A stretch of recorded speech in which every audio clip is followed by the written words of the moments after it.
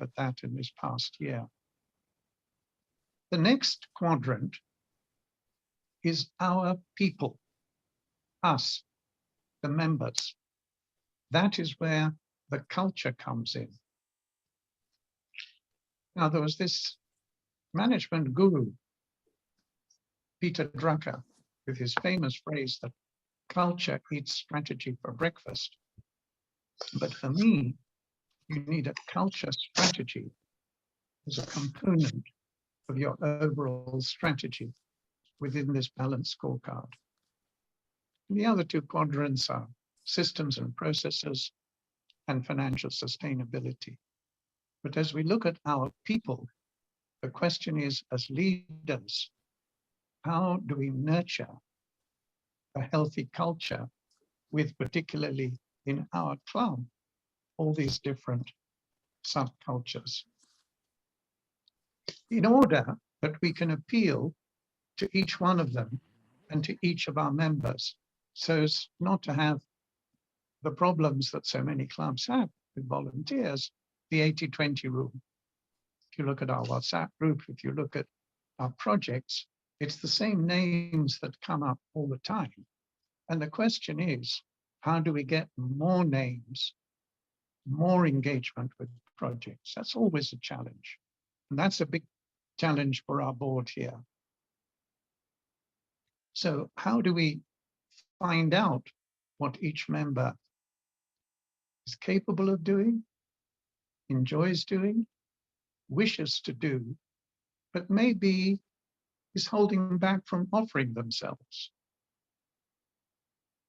And this applies as much to elders who risk becoming passive observers as it does to new members who may feel, oh, let me just get oriented, whatnot. I'll wait till someone asks me to do something.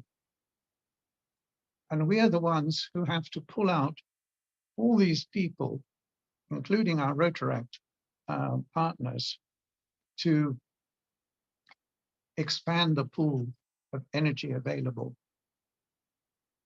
And of course, the better we do that, the more we attract new members.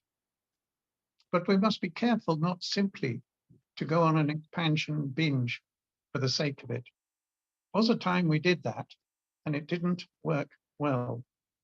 We must always have quality above quantity. Above all, as board members, we must nurture an atmosphere of openness.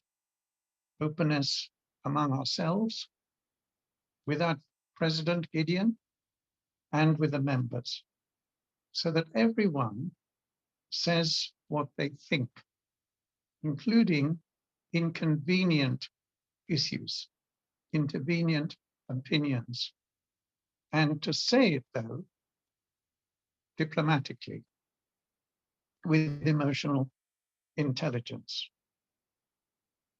Because we board members have to operate as one solid group that supports each other and takes the club forward.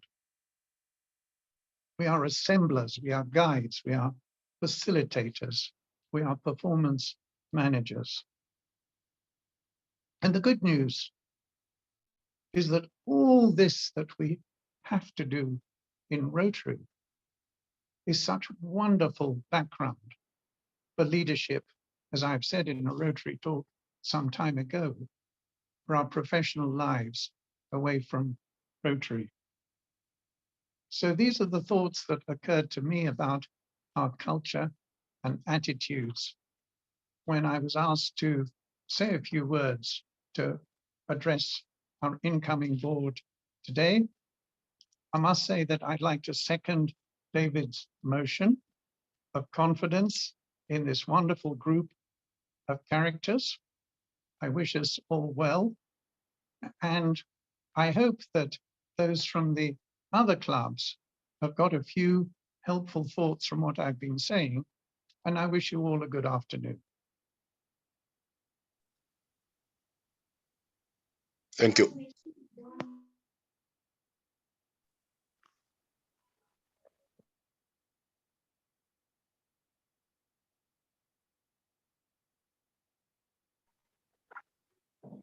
Hello, P. Gideon, are you on mute? I was on mute, Madam Chair. Okay.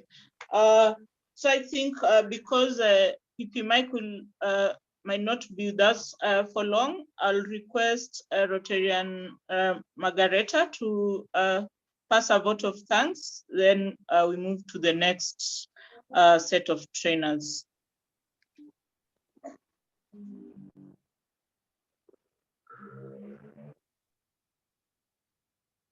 Rotarian Margareta, are you there?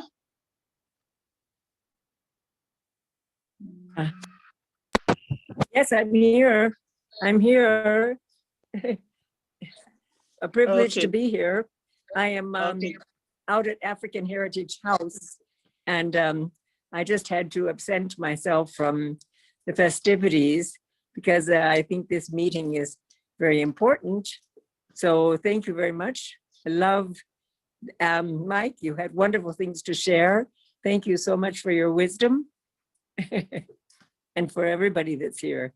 All these wise people. I feel like a neophyte.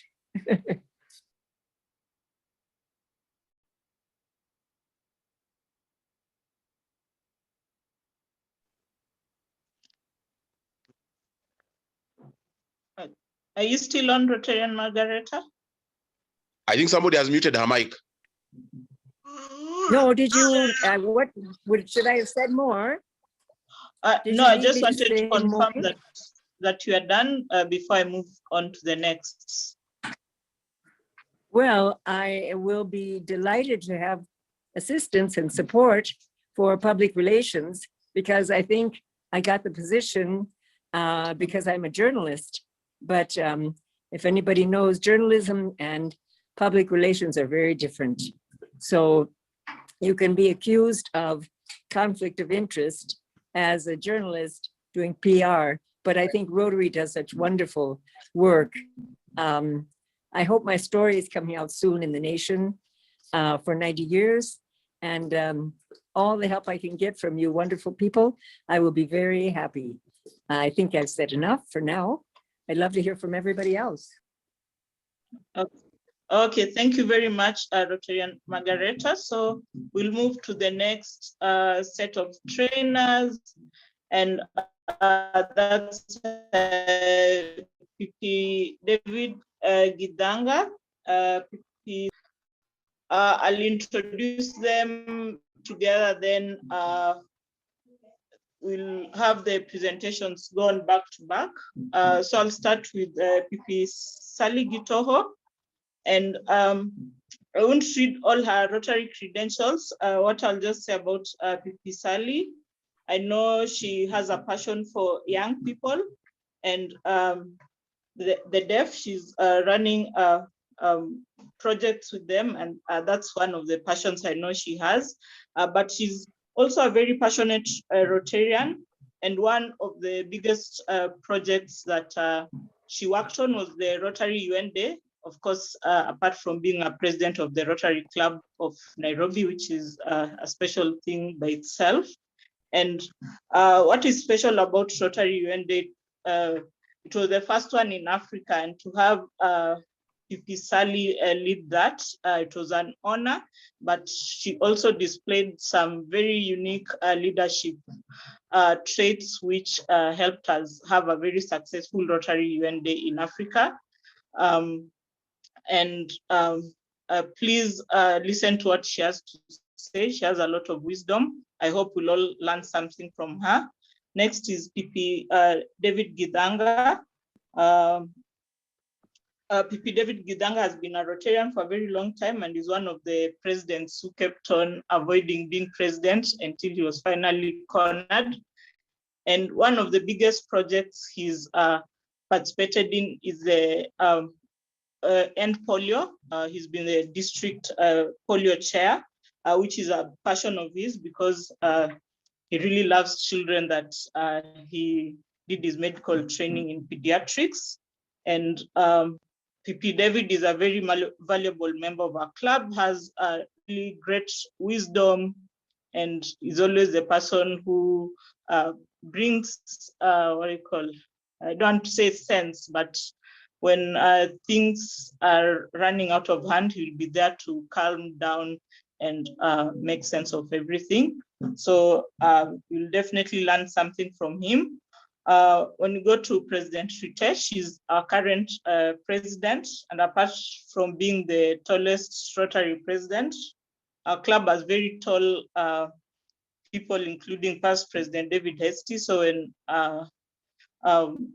President Ritesh came on board, there was a lot of intimidation.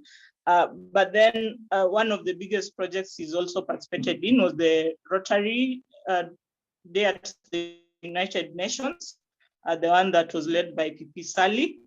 And he's very good with media relations. He enabled us to get the day into, to get a lot of media coverage, and it was a big success. So Chair, I'll definitely recommend President Ritesh. So thank you very much. I hope you'll all learn something. So we can start, and we'll start with the past President David with his presentation. Thank you.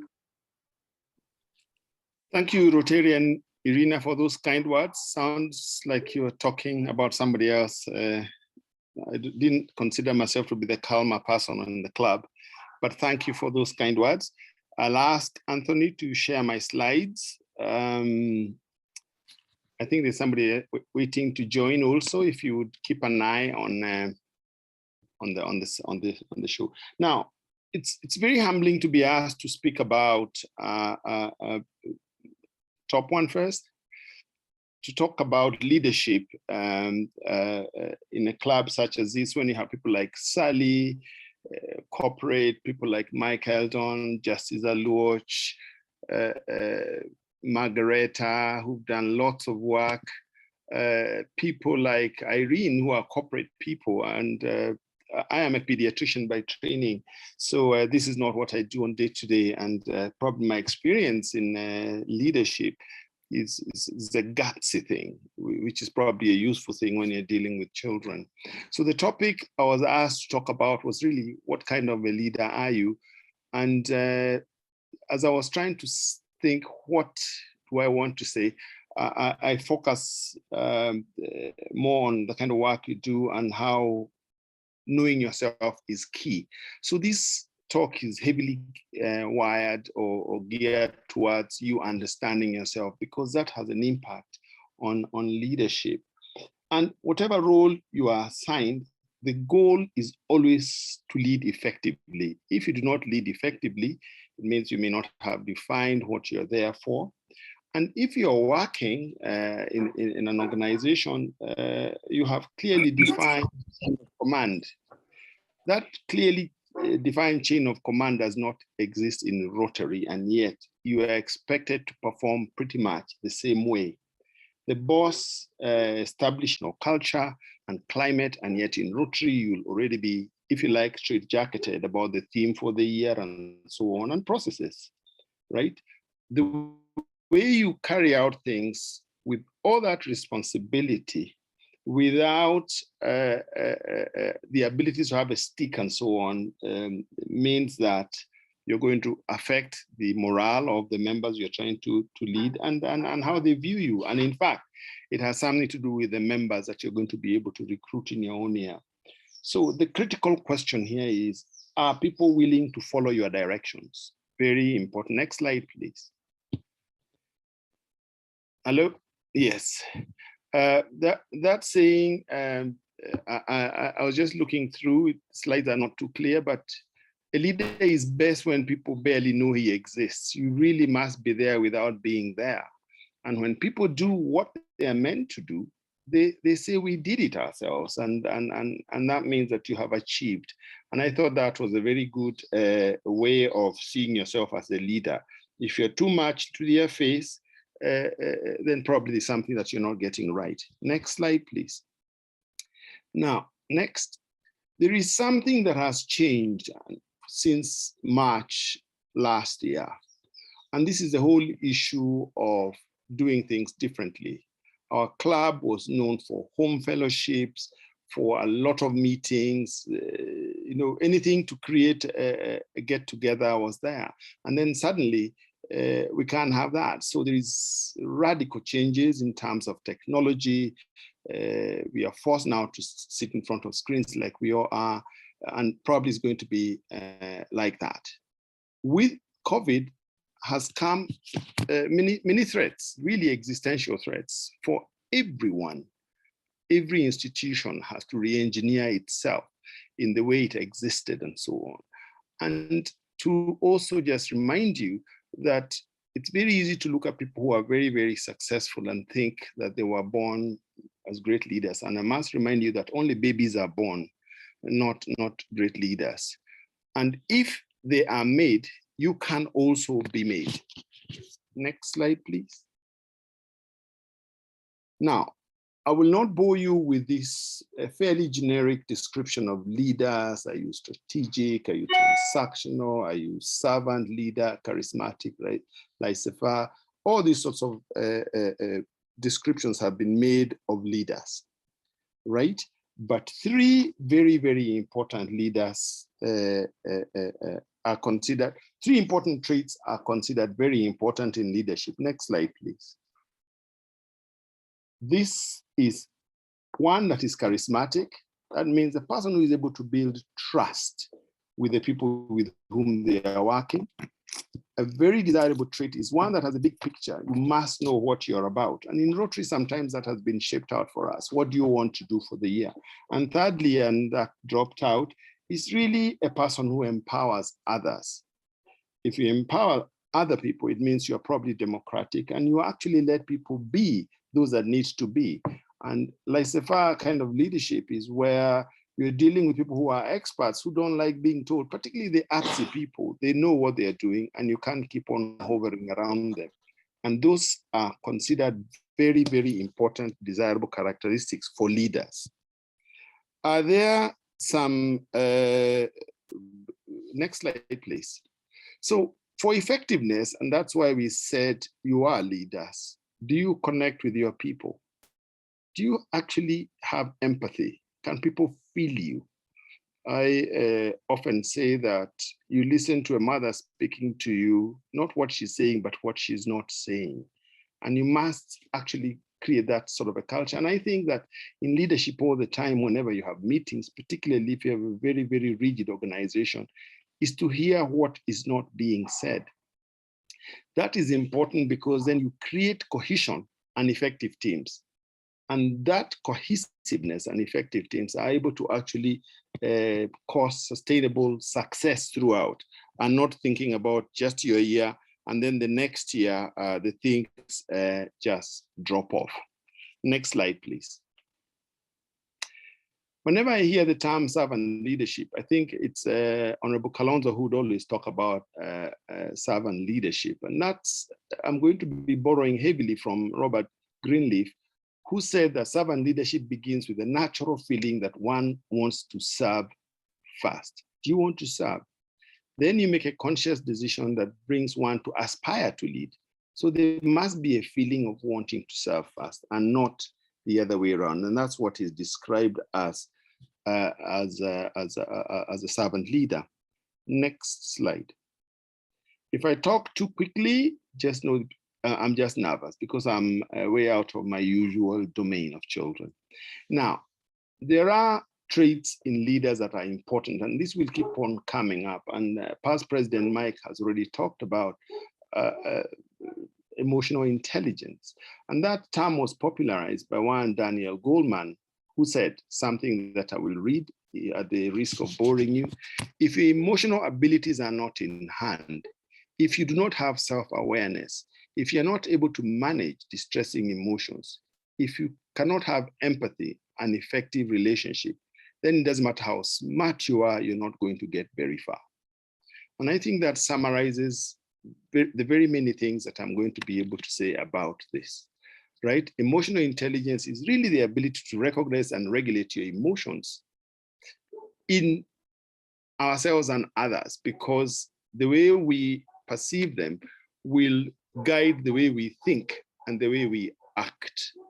Of course, emotional intelligence has been sort of vilified by some people, and we end up with other terminologies: strategic leaders, calculated leaders, intelligent leaders. And all those things, if you look, there is something pivotal that relates to emotional intelligence. It's now thought that the most long-term effective style of leadership is an emotionally intelligent one. You can't run away from recognizing and knowing yourself, particularly traits that are not necessarily better traits. Next slide, please. So what are some of the characteristics of servant leaders? Really, self-awareness. You must be self-aware. If you're not self-aware, then you're running away from something, and you sometimes externalize things that relate to you to other people. You must have the abilities to be persuasive. Are you able to talk people into doing something?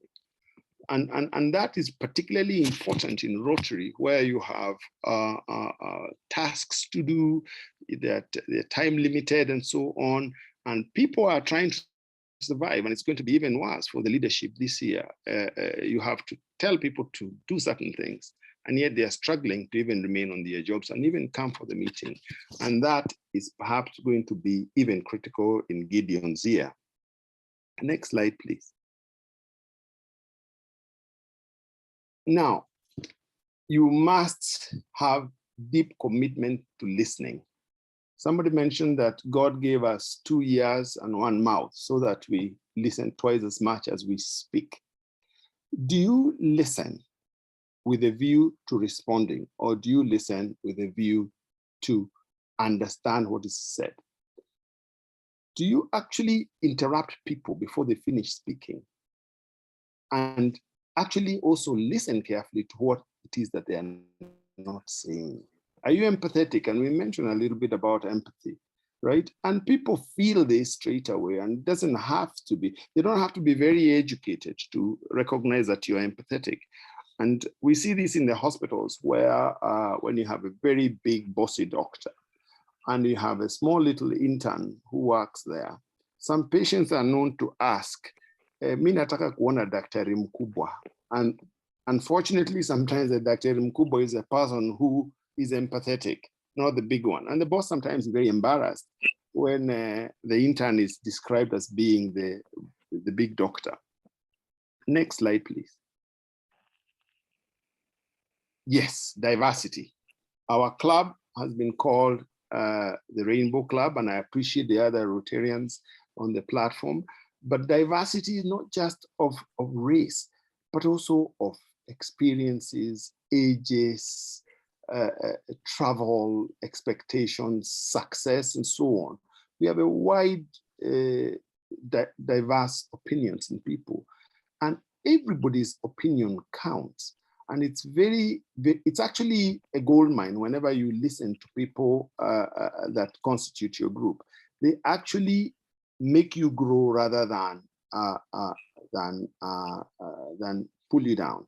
And encouraging diversity, even people who think differently from you, is important. And I suggest that we think about that even as we move on. Next slide, please. Trust. Trust is everything. Can people trust you? Again, drawing from trust, it takes a very long time for people to build trust, but it takes very little for people not to trust you.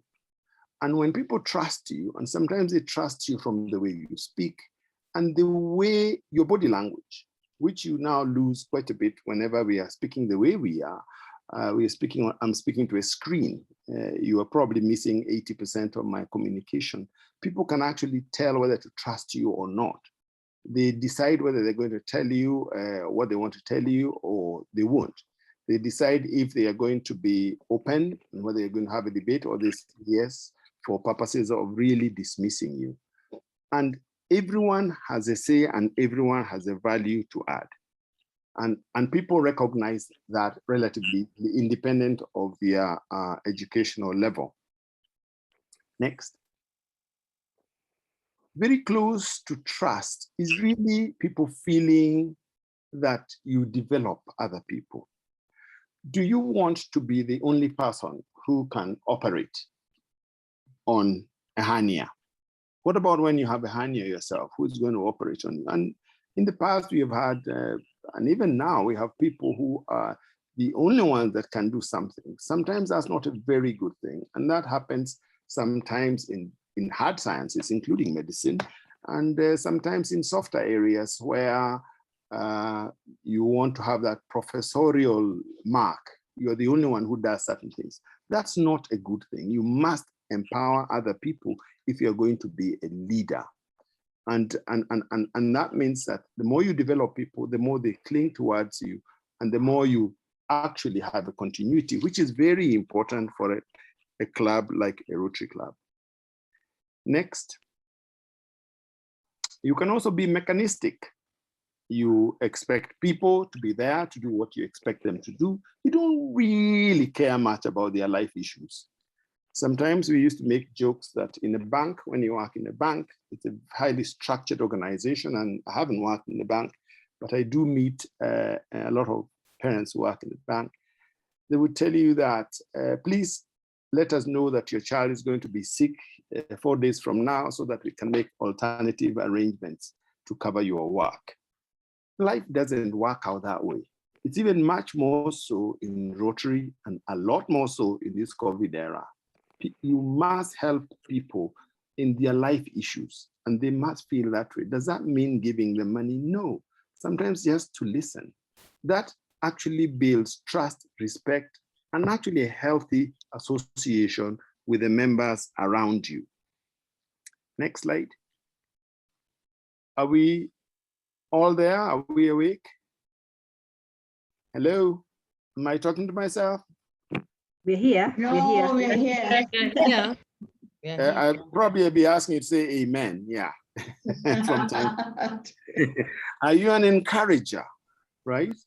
The hallmark of really a servant leader is one that encourages, and you encourage people. In adult learning, whenever you are correcting, they say you always begin with things that you did very well. And then instead of saying things that you didn't do well, you say things that could be done better.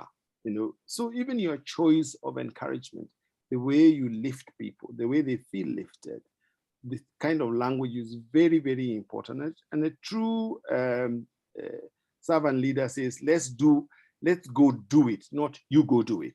That bossy way of doing, probably they do that in the army.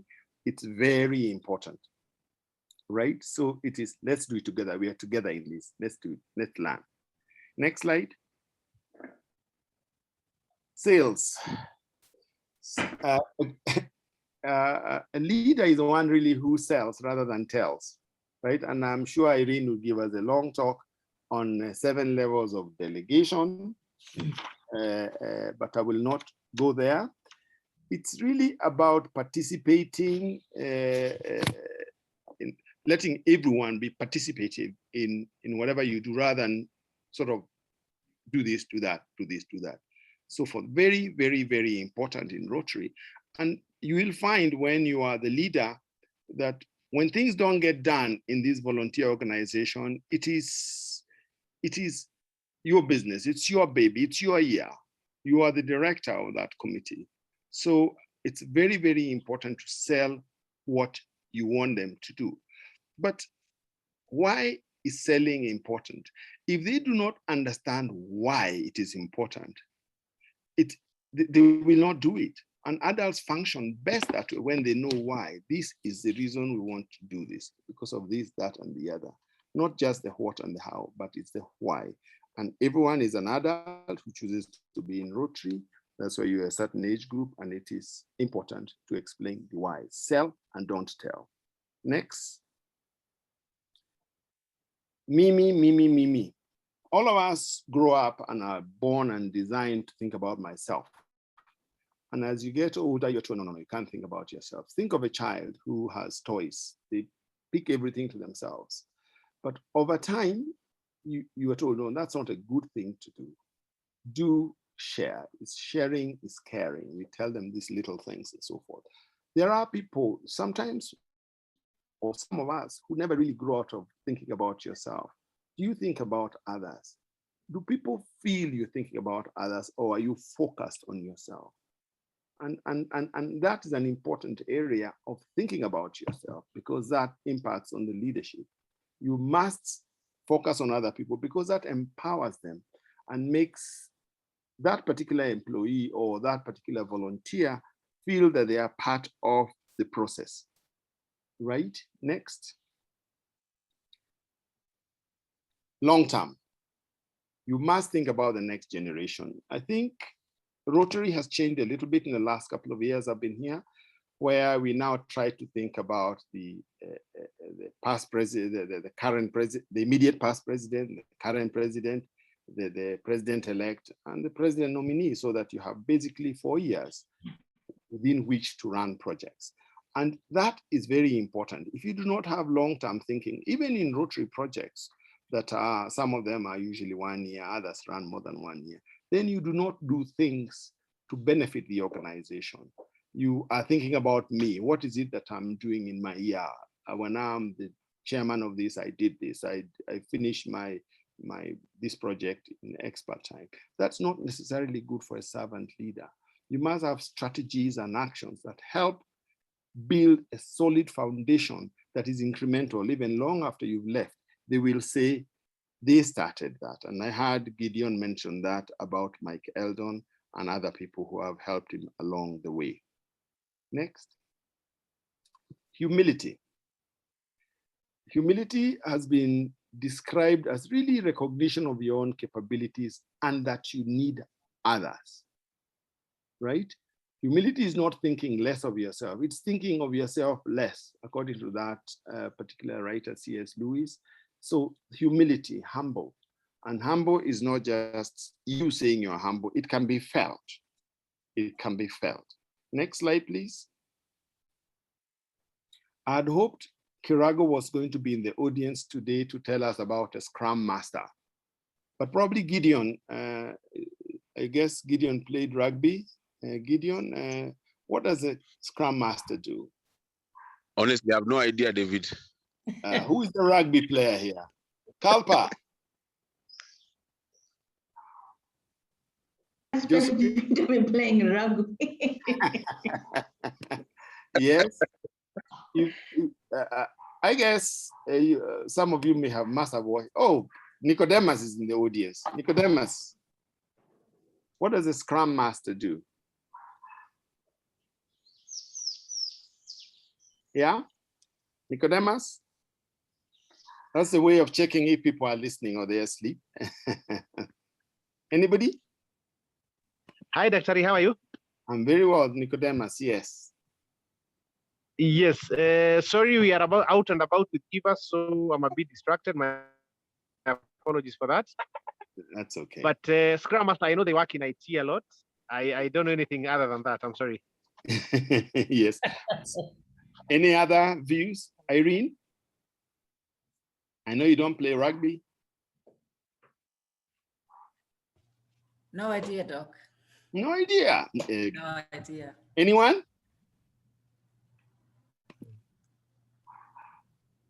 Have you seen the rugby players all being rallied together and their heads are all, and they're all being sort of worked towards some energy and, you know, want to do big things? I think that term comes from really rugby. And Scrum Master is really a person who gets those around you to focus on the needs of the team, to get them to achieve what they want to do. And I think this is an area to begin to think about. Are you a Scrum Master? Do you encourage people to rally around a cause and get them to achieve what they want to do? Or are you the boss? Very important. Next slide, please. Now, there are certain self-awareness areas that are key to happiness and success. And I borrowed from a lady called Melissa Levin, right? If we do not have self-awareness, we actually move through relationships and experiences disconnected. We are not with it. We don't even question how other people receive and perceive us. It's as if they don't matter at all. We don't exist. And if you are in Rotary and you're completely unaware how people perceive you and receive you, you are not going to get very far, right? It makes us, awareness makes us, if we lack awareness, we are unable to take full responsibilities for our outcomes. We tend to blame other people, right? But self-awareness, you'll be surprised, isn't the domain of the topmost experienced people or the most senior people, according to one Travis Bradbury, right? You can find, in fact, you find that trait of self-awareness appearing in the middle-level manager. It's as if we get less self-aware the more senior we get. And that's a very important point, I thought, that we must constantly be aware of what is happening around us, particularly when you are, my wife says, the bee's knees. When you think you're the bee's knees, be aware, try and develop your self-awareness, because sometimes you rub people the wrong way, and then you do not become the scrum master that you need to be. Right. We can actually, there are actually two issues that I like to mention a little bit briefly as I come to the last couple of slides, is things that are weaknesses. We all have weaknesses, but weaknesses are aspects of ourselves that we can actually learn over time and practice, and if we desire, to get rid of those weaknesses. There are, however, things we call blind spots. We have blind spots, all of us have blind spots. And the blind spots, what are they? These are personal traits that we are sometimes completely unaware, but they affect the way we act, the way we react, the way we behave, and they actually act as a limiter of our effectiveness in our leadership role. Do you have any blind spot? Anyone? Do you have blind spot? Sally? Do you know any blind spot you may have? No. Most of the time, it's blind to me. Yes. Blind to you, Johari window. I'm sure the judge will tell us about Johari window at some stage. But let's just explore some of the most frequent blind spots. Next slide, please. You like going it alone. You are the doer. You never ask for help. In fact, you're sometimes afraid of asking for help. Does that ring a bell with you? Are you insensitive of your behaviors to others? How do they see you? Do you have an I know attitude? I know. And you really value being right above everything else? Do you avoid difficult conversations? I know that's me. You conflict avoidance. Sometimes you have to actually have those difficult conversations. Do you blame others or even circumstances? I'm late, the elephant sat on me, that's why I'm late. Oh, there's traffic, yeah? Always playing the victims. That's really a way of refusing responsibility and a blind spot to many of us. What about treating commitments casually? Do you honor people's energy, time, resources as you lead? Or do you conspire against others? You have heard of meetings within meetings where you are actually driven by a personal agenda. And by the time you are meeting your group, you have had other meetings that are not necessarily in the interest of the group at heart. Do you withhold emotional commitment? Or do you are you a fence sitter? Do you just stand on the side and never really make any commitment? Or are you quietly delving in mediocrity? You tolerate good enough as the standard? Now, next slide. Can you help out in the blind spots? Can they be treated? Next. Next. Yes.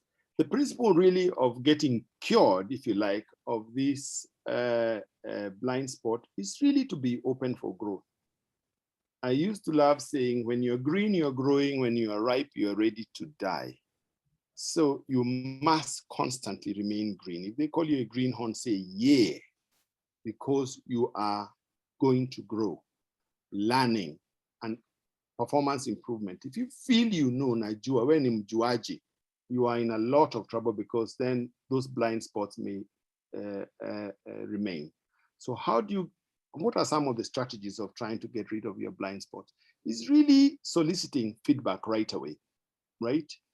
You can ask, is there something that I may have missed, right? What's the one blind spot that I should be aware about? And listen to people and genuinely tell yourself you listen.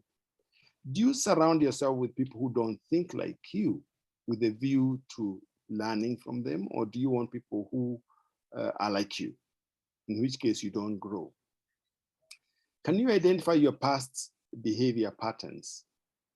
Or are there things that you struggle with in the past, or things that have made you succeed? Are there situations that you could do better that led to some good outcomes? Or learning, like Mary Nelson used to say, everything in life teaches you how to and how not to. Do you act on past feedback when people tell you things? Do you act on that? Then triggers. Identify triggers. And triggers are really situations that get us to act impulsively or instinctively to something we don't even think, right? These may be people, and they are there every day. They may be events or circumstances. They have the power to shape how we act and react. And there is a good book that's called Triggers by Marshall Goldsmith. It's a useful book if one can lay their hands on it. The next strategy is really seeking out our blind spot buddy. Get somebody to say, be my buddy. If I am doing certain things, please point out. Okay, next I'm coming to the last bits of my presentation. It's really the whole issue of leadership in this post-pandemic era. I'm calling it post-pandemic. We are actually still in the era. There was a beautiful article by Blair Shepard that you could try and actually get hold of. And he described 6 paradoxes of leadership that are very important for leaders. And they are there, and I will not bore by going through them. Next slide, please. Right.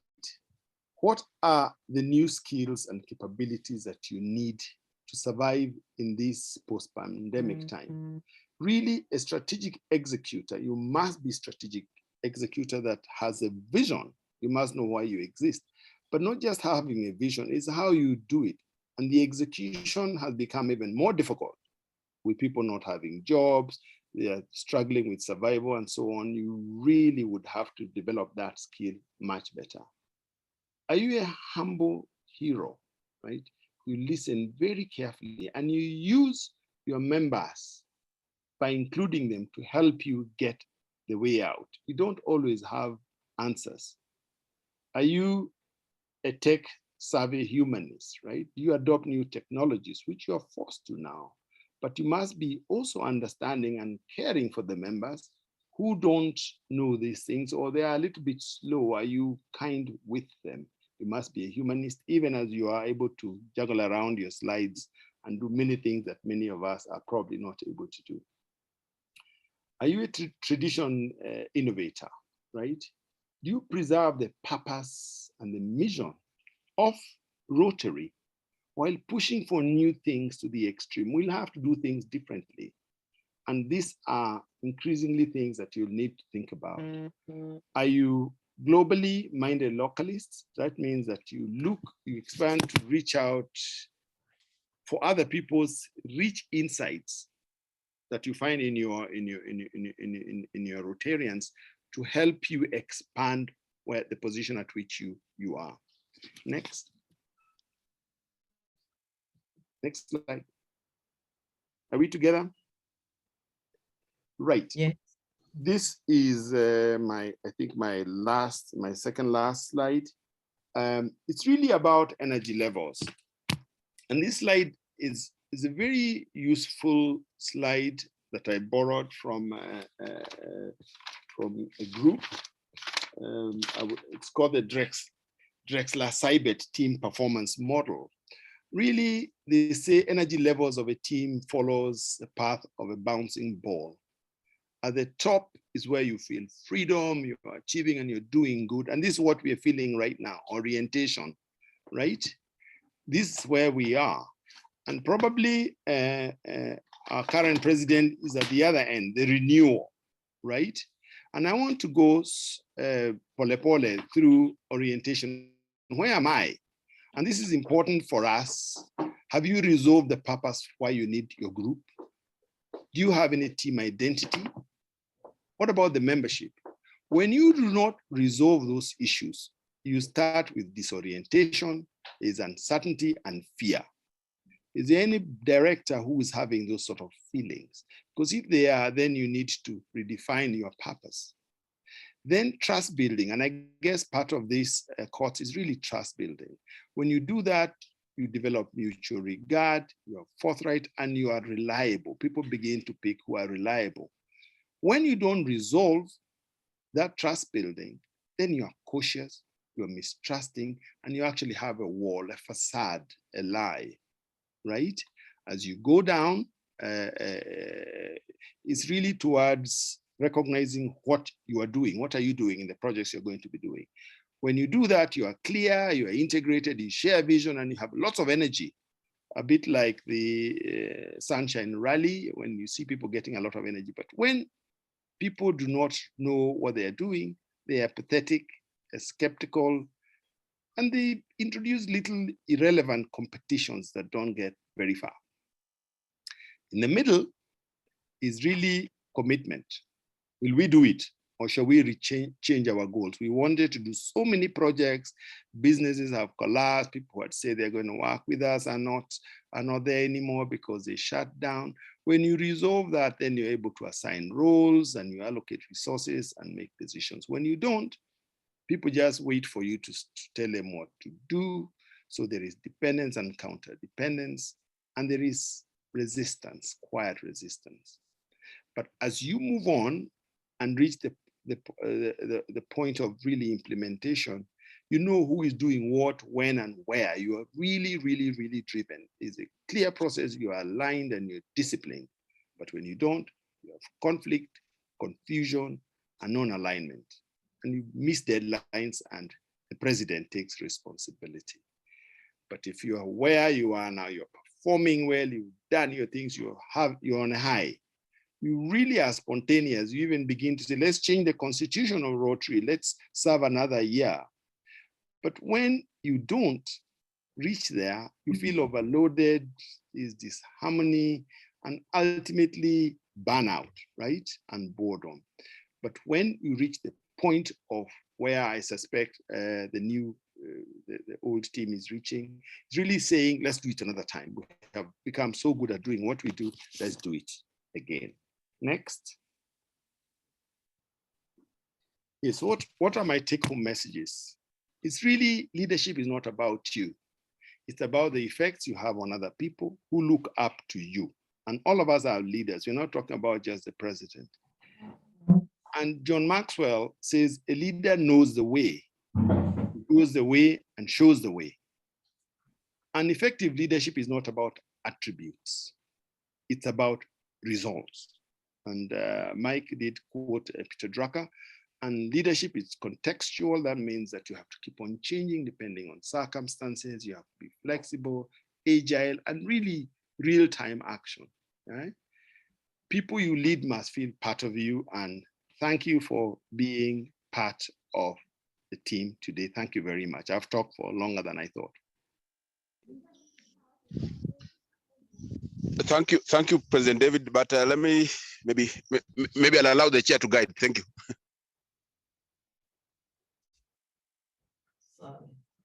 Yeah, thank you, Past President David.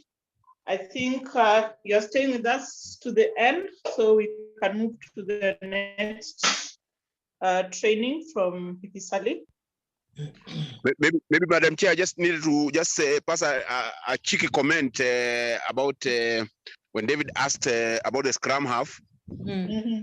I remember Virgin Atlantic were trying to penetrate the Kenyan market.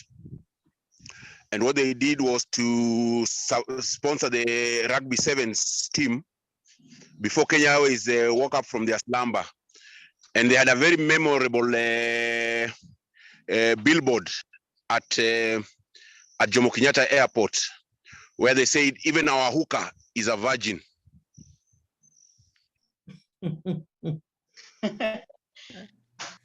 Double entendre. Okay. Fine. Thank you. Okay. Thank you. I think from your presentation, one of the traits I admire, I think it goes a long way. So I'll encourage each one of us to ponder about that. And of course, the entire presentation, and especially during these hard times, it will take us a long way, especially in terms of being empathetic. People are under a lot of stress. So we really need to work together as a team. We need to hold each other, and we don't want someone doing all the work by themselves. So let's all be prepared to lend a hand. And next, we'll have Pipi Sally take us through the next presentation.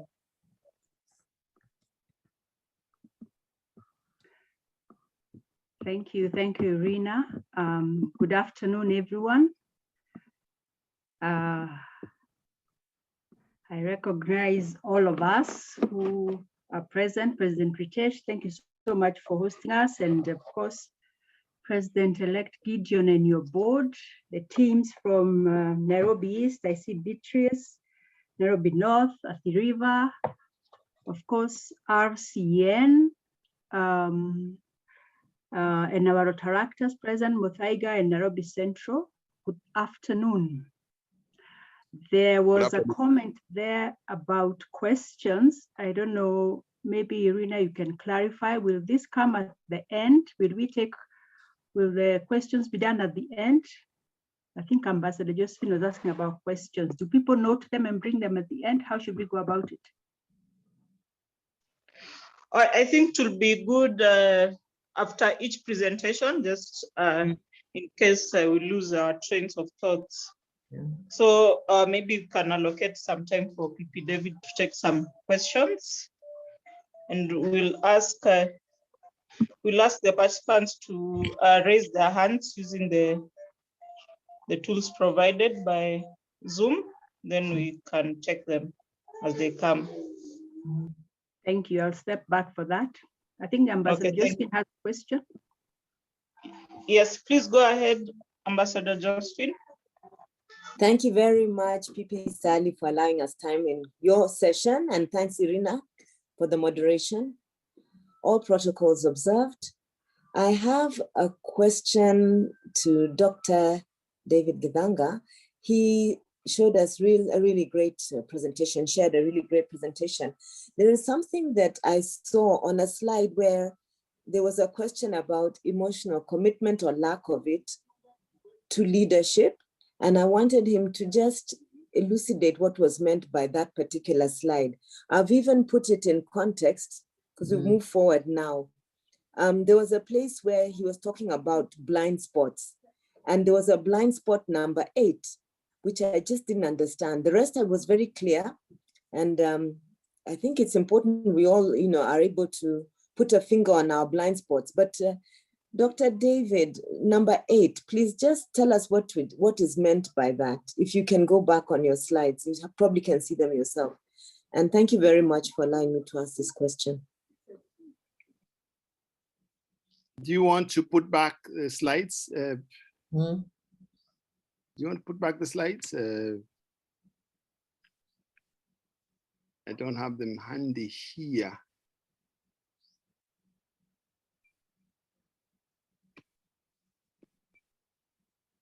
Somebody?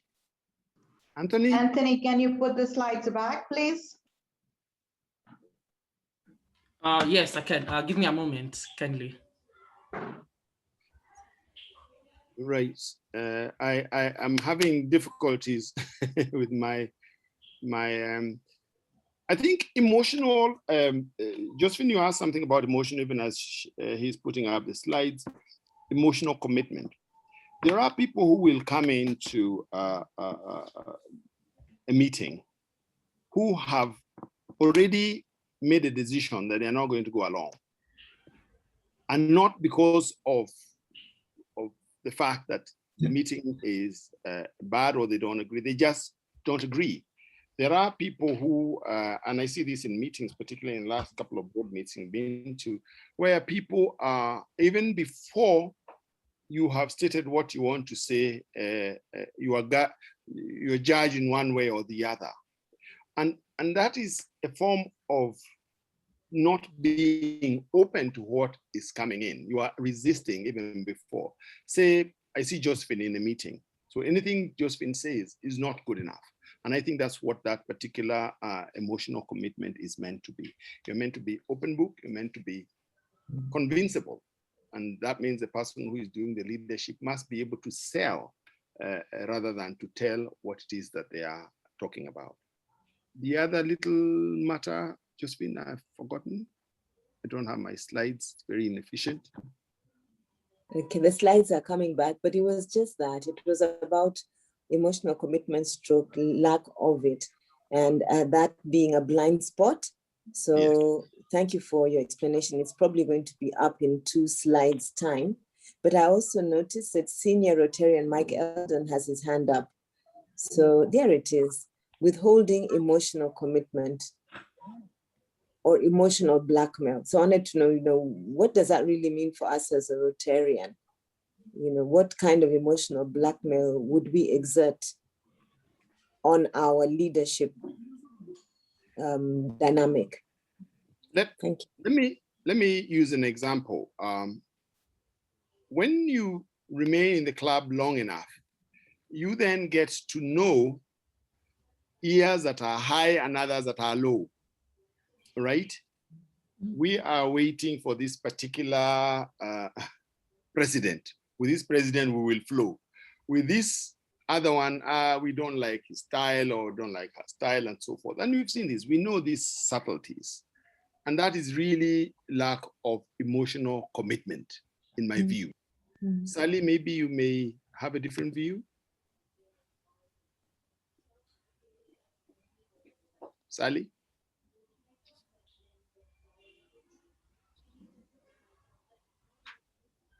Sally? Sorry, David, I missed that. I was not quite attentive there. We're talking about emotional commitment, and past President Josephine has asked, what does emotional blackmail mean in Rotary context? Well, there are times when we form teams or they cliques, and maybe it's about a project. Perhaps I'm the community services director, and I have this great idea, but it's not yet my term. I'm in President Ritesh is here, but I'm waiting for Gideon.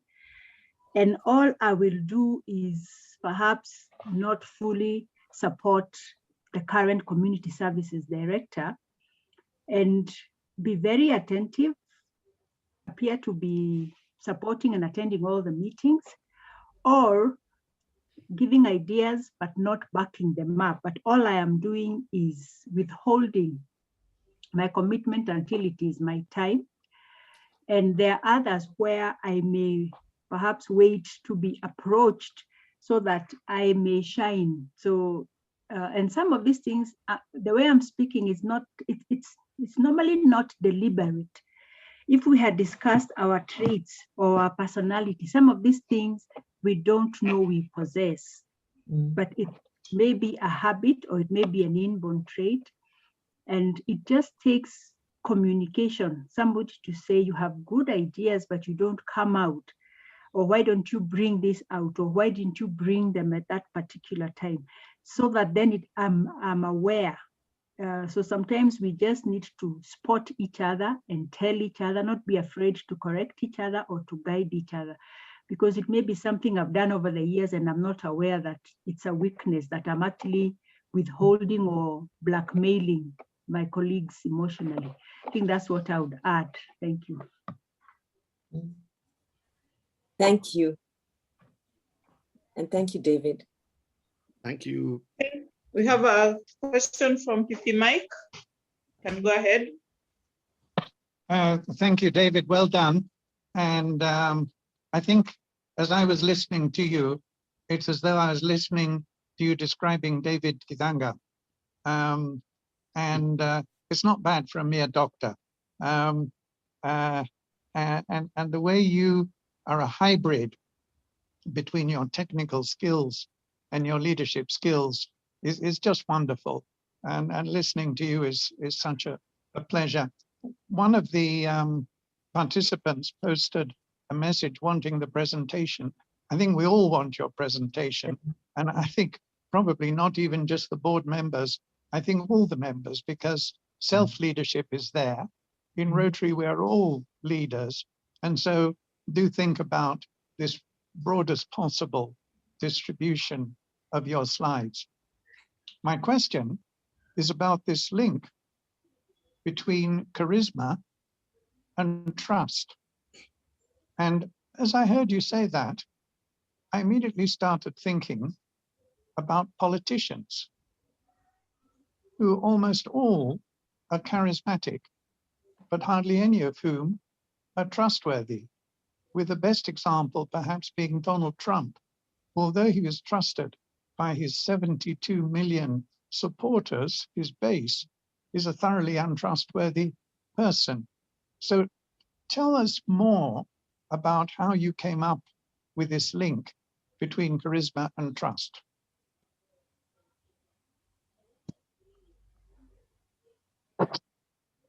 I think, again, here, thank you very much, first of all, for your compliments. And whenever you are complimented by the content expert, it's a good thing, which also tells you how Mike has been in this space for quite a long time. Now, I think charisma has something to do with what people feel when you come into a room. Are you able to rally them, right? Are you able to rally them? It's an entry point. It's a bit like beauty. They say that people who are beautiful tend to get first places until maybe they speak, and then they reveal themselves to the rest. Maybe charisma enables you to get people to be drawn to you, but subsequently they'll be evaluating you. So, and we do this in presentations all the time. When you walk on the stage, your listeners decide they're going to listen to you or not, purely because of the way you carried yourself about, or the way you addressed, or the way you introduce your talk.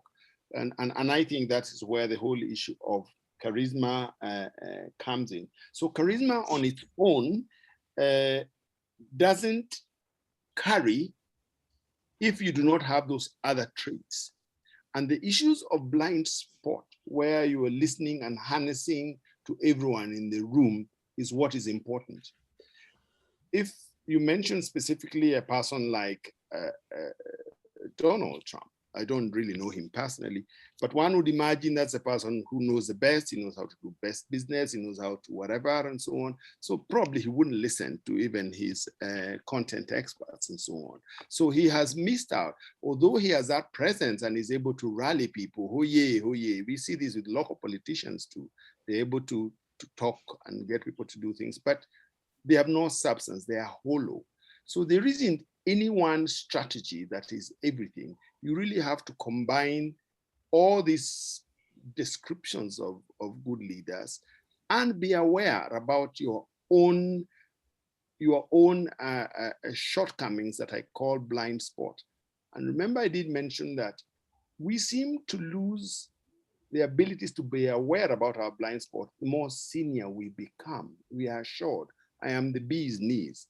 So I think it's just to keep it alive and to stay green so that you're willing to learn and to learn from even people who are younger. But I don't know whether the rest of the panels have something to add. Irene is a corporate kahuna. Irene, maybe you want to add something about charisma and trust? I would say charisma is important because you get people to listen. If you're lacking in charisma, then you might have a very important message, but if you don't have a way to get it through to your audience or the listeners, then it might get lost. And that's why you find that some people who run very big companies, when it comes to PR and public presentations, they would rather go through someone else and get their information set. So the trick then for Rotary perhaps would be to make sure that what is being disseminated charismatically can be trusted as well. Because I think I saw in one of your slides, trust takes a while to build, but can be destroyed in an instant. So combining the two, you'll go a further distance than if you're just working with one. And that's all I can say for now. Excellent. Thank you very much. That's very well stated. I couldn't say it better.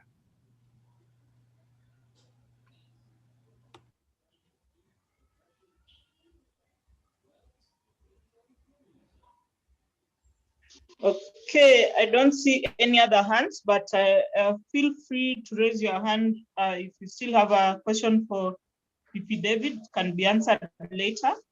I think now the next presentation. Thank you.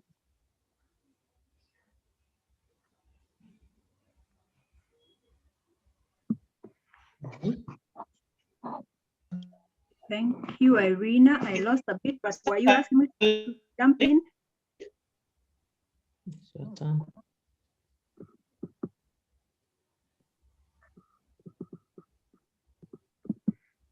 So I have unstable network. Please repeat that. No, just enough for you to go ahead with the next presentation. It's okay for you to go ahead now. Yeah. Thank you. Thank you. Thank you. And again, greetings to everyone. I know we've had really nice presentations from Mike and David, and I hope we are still all together and learning a lot as we share. Feel free to chime in either through the chat or through the reactions, either raise your hand. And I'll now move us to the next session. And as we transition to the next session, I'd just like to invite you to go to the chat. I have posted a question that I'd like us to respond to. Click into that link and let's engage as we start. Click into the link, please. And let me know if you have transitioned. Have you seen the link? Yes. Yes, please respond, and I will be sharing the responses for the first questions in a few minutes.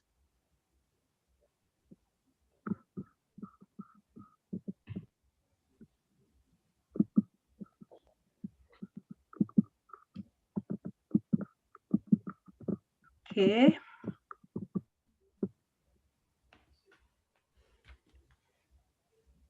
Are we responding? I want us to.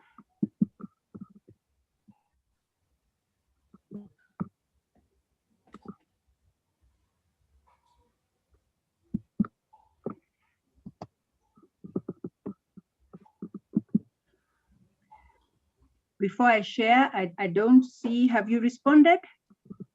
Because I want to start sharing once I see a few responses. Yes, I see a few, so I can start sharing.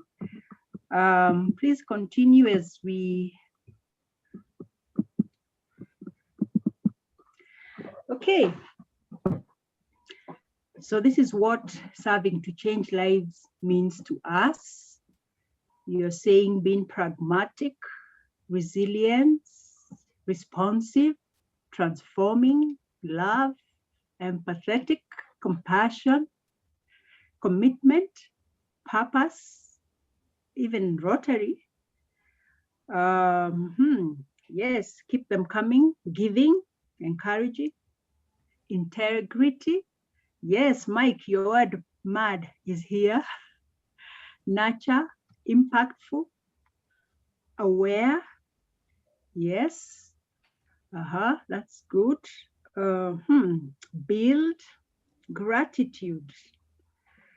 Have I missed something? Deliberate, empathetic, cheer, mission.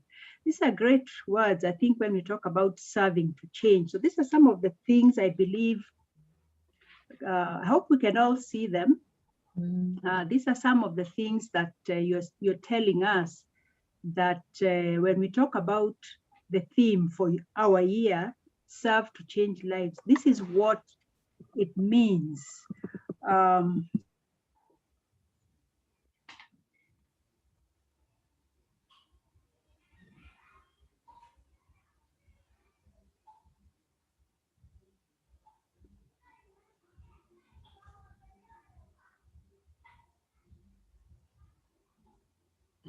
Sorry. Oh, shit.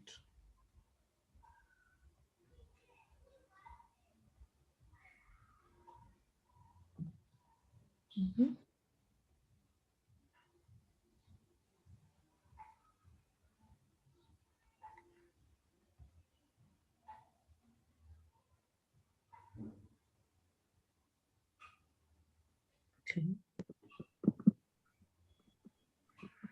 Okay, are we back? Sorry, my apologies. Sorry.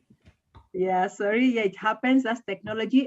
First, we'll do the poll, and then I'll make the presentation, and then we shall go to the breakout rooms. I don't know if everybody is back. Sometimes you go to the breakout rooms and you're left alone. So thank you. Welcome back. So let's go back to our, I hope we had finished the first question. We will have to click on the link again so that we get to the second question. Please click on the link again. It's still up there. So I can take you to the next question.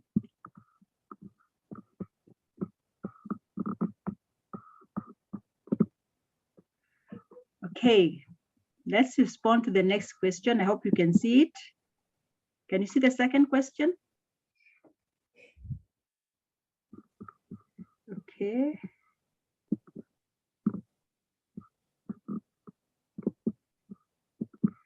Okay, there is the link. I've put it up again.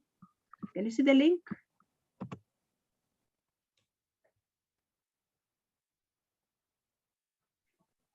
Have you got the link? Yes, okay. Let's respond to the next question and we shall see. I'll share the screen as soon as I see a few responses. Okay, they're coming up. They're coming up. So I'll start sharing.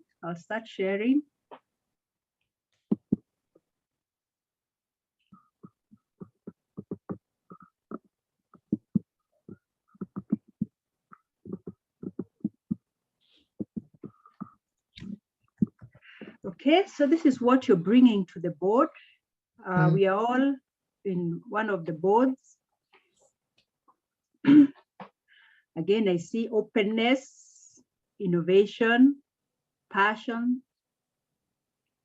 skill, togetherness. Okay, you are coming on board with a need to serve, togetherness, energy, planning, leadership, success, integrity. Integrity is repeated, that's great. Experience, yes, you offer, maybe it was learned from a previous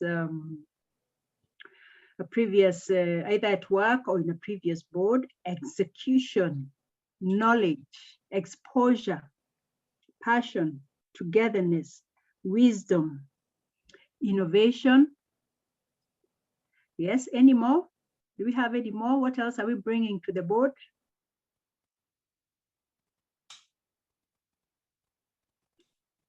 Okay, is that all? Okay, I'll stop sharing now and come back to so that I can then just run my screen again. So those are great words that that you've brought up.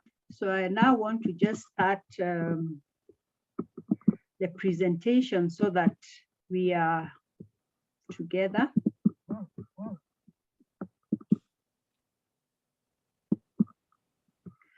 Okay, can you see my slide, the presentation? Yeah. Okay, thank you. So leadership has been well covered by both by Mike and David, and each of us has been in a position of leadership at one time or the other, whether it was when we were playing games in school or as little children, at work, at home. We have all been in this position at one time or the other. So what I want us to do is, I want us to use something that is common to each and every one of us, and this is the animal kingdom. And we've already done this Mentimeter, so I'll just be sharing some of the lessons from the animal kingdom. And the first animal I pick is the wolf. We don't have them around here, but I think we all know them. And if you look at it, when they're in the snow, they stick together to survive. So what is it that this animal will be bringing to us? In Rotary clubs, sometimes we have those cliques that I was talking about.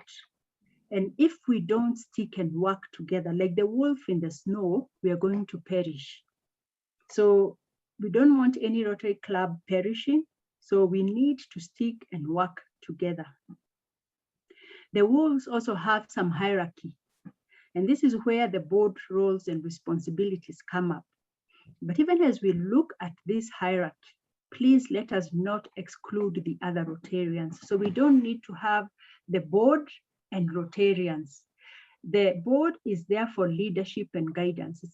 It's a governance requirement, but take the roles and ensure that you engage and embrace all Rotarians. Now the wolves have a certain way that they communicate. There's a howl they give to just make sure that they're going and to encourage each other. In these times of screen meetings, online appearances, how do we tell that we are still together? And that's the phrase we keep asking, are you still there? Am I alone? Can you hear me? I think that's the most used word. So what methods are you going to use in the meetings? So we have, of course, the WhatsApp, we have SMSs, and we have email. But let's take a moment every so often to call each other. Physical meetings may be difficult, but can we call each other? And even if it's a WhatsApp call where we see each other, it's so refreshing. And really we salute Mike Eldon, who has refused to stay away from us. And we see him all the time. So let's engage like the wolf and see that we are communicating. So let's define the method of communication that we shall be using. A giraffe. When I was in high school, I was in a Catholic school, and our literature teacher, she was a nun. She looked at me one time and told me, Salome, you're tall and graceful. I had disgraceful, and I was so disturbed because I didn't know the word graceful. I only knew disgraceful. So I was so worried. What had I done to be called disgraceful? But I love the giraffe animal and just the way it walks, and it's actually got a very graceful gait. So we as clubs should try and stand tall. Standing tall is not necessarily about the height. There's another point of the height, but it is what is unique about us. How are we going to be gracious? How do we become admired as leaders, that we are board members? You're the president, you're the director, secretary, treasurer. What is it that makes others say that you stand tall, that what traits are those? If you look at this animal, the giraffe, it's beautiful gazing at us. But also as a leader, you realize that, look at that neck, so long. It means you are exposed. Your underbelly, our long neck is exposed. So how do we cover each other? How do we not cover the wrongs, but how do we protect each other? You know this story of the king being naked, who wondered, the king walked around the whole place and nobody dared tell him that he was naked because they feared him. So how do we as board members, directors, Rotarians, presidents, how do we support each other despite being exposed by our long necks and soft underbelly? This height is also is also advantageous, that we can use it as commanding our presence. But the presence we are going to command is the values that Mike talked about, is the traits that David talked about. So let us have some admirable height, in the sense that people say these are people of integrity. Even some of the words that you've put out there, integrity, fairness, and just being open and ready to serve. If you look at this giraffe, it has some unique pattern. And that is how we come. We come as Rotarians. We have definitely Rotary Club of Nairobi is a club of diversity. We have all color. But not only is it about color, it's also about our different characteristics and traits. We all matter. So how do we maximize on that instead of using it against others? There's a question of what am I bringing to the table? And again, the higher view is a strategic advantage. Let us put ourselves using our values at that strategic advantage, that when our Rotarians are with us, they benefit and they see that our experience, and you cited that again in the poll, our experience is useful. We're bringing it to the table, and we should share this with the others. Let's not have that issue of boards have met. I remember one time when I was country chair, I visited a club, and when I went, they were in a board meeting. And I entered and they told me, no, excuse us, we are having our board meeting. So I said, yes, I can join. And they said, no, this is private. And I said, that's a bit odd, because when we discussed, we said that board meetings, let's try and be as inclusive and embrace all. So because I didn't want a scene, I stepped out and I stayed with the members, and it took a whole 20 minutes as we waited for the board meeting to end. And you can imagine all the other Rotarians were feeling sort of like left out.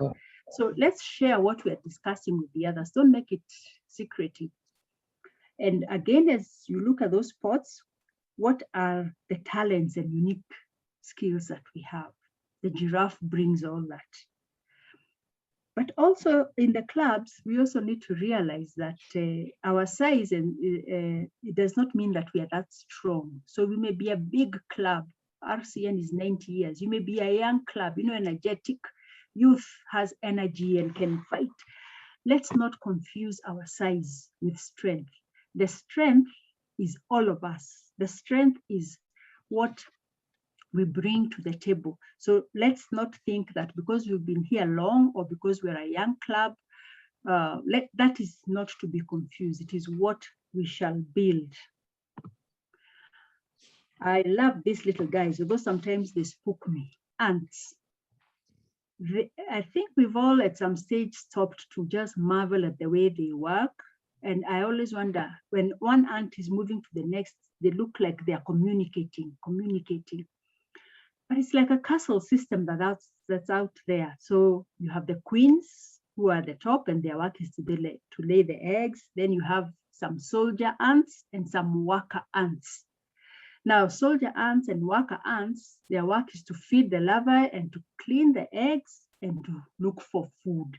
So much as we see them all seem to be going the same direction, stopping, they have their roles and responsibilities. Then we have the fertile males. So in the club, we have to see the board roles, the responsibilities. How are we assigning these roles? But most importantly, how are we updating each other? The way the ants stop at each point to greet each other. I say like they're just saying, hi, we're going on. So how are we communicating from the board to the other Rotarians? Then the ultimate thing for me is that ants are really hard workers, and they have that coordination. If we are to succeed in serving, in bringing that change, serve to change, we have to work hard, but also have some coordination, sense of coordination. Yes, the leopard. This is all about agility and the performance. You have to change and we have to perform on demand, and we need to be fast and agile. So once we've set our goal, how are we going to go about this? We've seen an elephant that is moving, a leopard that is moving slowly, then suddenly bursts into speed. So that adaptability. In the first month, right now, everybody is charged, is ready to go. We are planning, when are we going to burst and run? So we need to also track, we have to track the ground that we are operating in. At this time, we are still working online.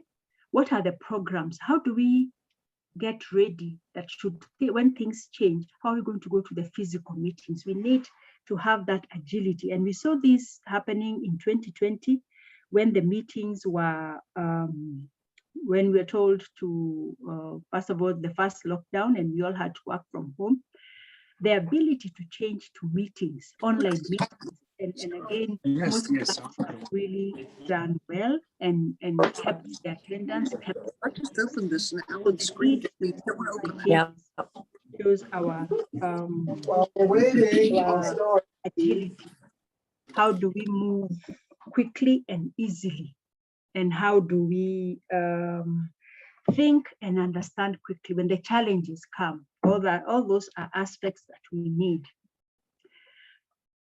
A lot is known about the ego, but we have then to pick what it is that we want. And at this point, I just want to highlight the aspect of this.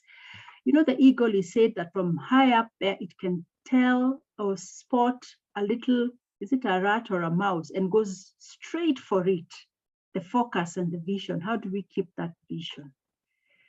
And an eagle also eats fresh things.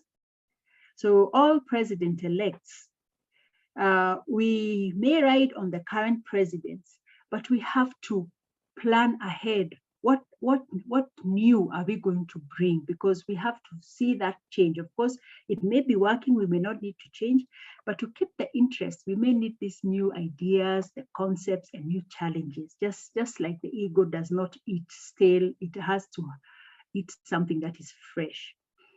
Eagles love storms, and we have to realize that adversities and challenges will only make us stronger. It will make us interesting, and it will make life and Rotary meaningful. If you look at the Rotary Club of Nairobi at 90, there is a lot that has gone into that. Some of the other clubs, Athi River and Nairobi North, Nairobi East is a little older, but when we look at these other clubs, you need strength. We need strength, and we need to take some hard decisions. Are members paying? Why aren't people paying their subscriptions? Why are people not attending meetings? So, okay, I need to take a break because, can you see my presentation? Yes, madam. Okay, because I just got a message that you can now see it, so I thought it wasn't on. Okay, so we need to focus on the strength. So that's what we take away from the ego. Our faithful pet, the dog. This is an animal that is very adaptable. It lives with us very easily as a friend, but it will also live with other pets, and it will also live with other forms of dogs, some which are fierce and others not so. So the dog brings us consistency, and it is also a very grateful animal if you treat it well, and it's content and it knows how to rest. So presidents, directors, we have also to know when we are tired, when this baggage we are carrying, when do we need to share it, and when do we rest? When do we take that rest? And show gratitude, and also be consistent in our work as we serve Rotary. A very interesting one here, the chameleon. And change, as they say, is the only constant thing. So how are we going to adapt to change? The presidents of 2019, 2020, and the current ones of 2020, 2021 were able to adapt to change and have online meetings. How are you and your board going to adapt? the only thing you can know is that change is the only going concern, that we have to adapt like the chameleon. And Peter Seng here says that people don't resist change, they just resist being changed. So introduce the change, but don't try to change the people. Let us adapt to that change. I want to tell of a quick story here, and this is from the book Good to Great by Jim Collins. The two, these animals, there's a fox and there's a hedgehog. And what happens here is, as a board, we have to know how to adapt. The story is told that every morning, the fox wakes up with one agenda. It is going to eat the hedgehog, whether it will be breakfast, lunch, or dinner. So it will adapt very, very many tactics. It will pretend to be dead so that the hedgehog can pass near it and it will grab. It will pretend to, to run very fast and try and jump on it. But the hedgehog only uses one strategy. And this strategy is simple. The strategy is the hedgehog rolls into a ball of spikes, so the fox never quite catches it. So what is our strategy? As a fox, in Rotary clubs, when are you going to play fox? And when are you going to be the hedgehog, so that we survive? And what are the things? What is the fox that will be after us? Foxes after us will be unpaid dues, non-attendance of members, cliques in the club, boards being working alone independently without involving members. You will find that when you go to talk to your members, they will roll into a ball and you will not reach them. So let's learn that lesson and adapt accordingly. Another great animal, the lion. What is your attitude? This is another one, as it sprouts its stuff in the wild, has a great attitude. You just have to admire. Very powerful, but also doesn't go around screaming, doesn't say that I am the one, but everybody knows it's the one. Very courageous, has strength, is bold. They don't go alone, they hunt together. Again, as a board, are you going to be a president alone, or fundraising director alone, treasurer alone, secretary alone? You must be together and keeping the focus. So these traits of these animals, what are we seeing and what are we going to pick? I love the geese.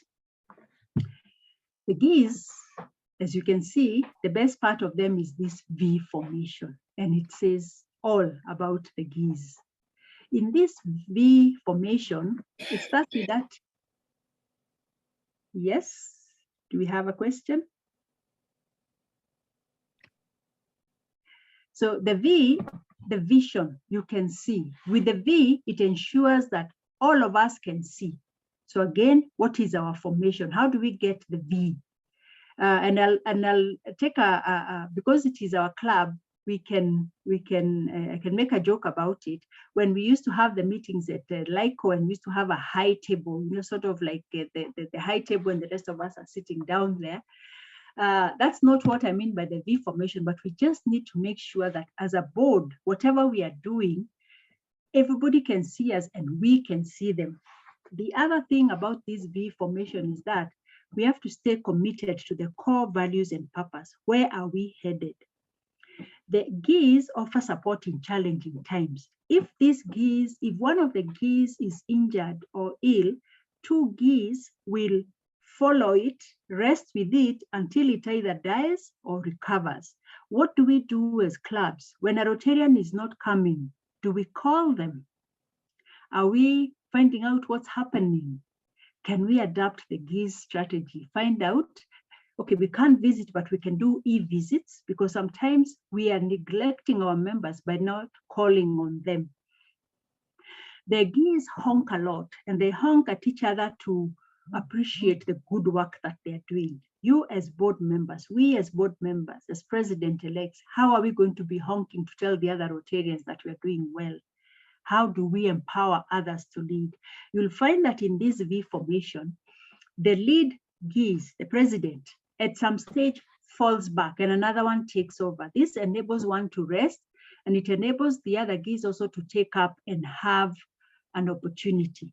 But it is also about humility. When you feel tired, don't just keep pushing. Tell your board, hey, I think I'm burning out, and somebody else should step up in that V formation. And this will only happen if we have that shared common goal, right? So remember the V formation in the boards, and how will it look like in our boards?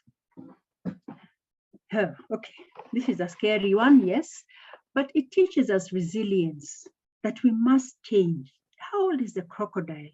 It's said that it's very old, but has remained the same all these years. How does it manage to stay? It doesn't mean that we resist change, but we must be adaptable. The Rotary landscape is changing. At one time, when we were told that we didn't need to meet every so often, we didn't need to meet every week. Some clubs adopted that, and some of them promptly, I won't say died, but nearly. So we need to adapt to the times, but we need to do that with wisdom. If you look at that jaw, it's very powerful, and that skin, it's built to withstand the terrain that it operates in. So how do we strengthen our Rotary jaws, not to bite anyone, but to keep the club alive? And how do we protect ourselves that the elements of competition in terms of our resources are dwindling, when we can no longer pay our dues, when people are no longer coming to clubs? What's the resilience? What is it that will keep us together? Drawing to a close, the elephant, huge and this is where the emotional intelligence lies, the ones that David was talking about. And the elephant has right attitude, great personality, and it's got some really soft skills and empathy. It is said that when the elephant is about to deliver its young, the aunties, other female elephants will escort the mother to be and stay with it and help it deliver. So it has and it is said it's got some of this intelligence, and that's why you find them trained for circuses and all that. But it's also a very calm animal. Of course, I don't mean that you disturb it. It has a sense of togetherness. If you see the way they operate as a herd, very, very determined, but also has a great memory. We need this memory for our institutional, we need the institutional memory for our survival. So let's bring this elephant memory and see how does it work for us. So I'd like us possibly to break into some groups in a few minutes, but let's think about what is this leadership that we're talking about. We all have our mandate, we all have our vision, and we have the goals. But our role, therefore, is that we have to get the capacity to translate the vision into reality, right? So what is this reality that we're talking about? And also remember that much as we have been called to positions of leadership, the function of leadership is not that we want more followers, but we want more leaders. Can we create more leaders? So let's not be very happy when all we do is, and that's Ralph Nader who says that, let's not just keep being happy that you have so many Rotarians. It's that, have you grown them to leadership? So Ambassador, I've seen your hand, but I'm wondering, can we do the groups or do we take the questions? Then I can come back and we break into the groups. Maybe I take the questions and then we come back and get into the groups, because we shall break into, have a small discussion and then come back to a plenary session. Thank you.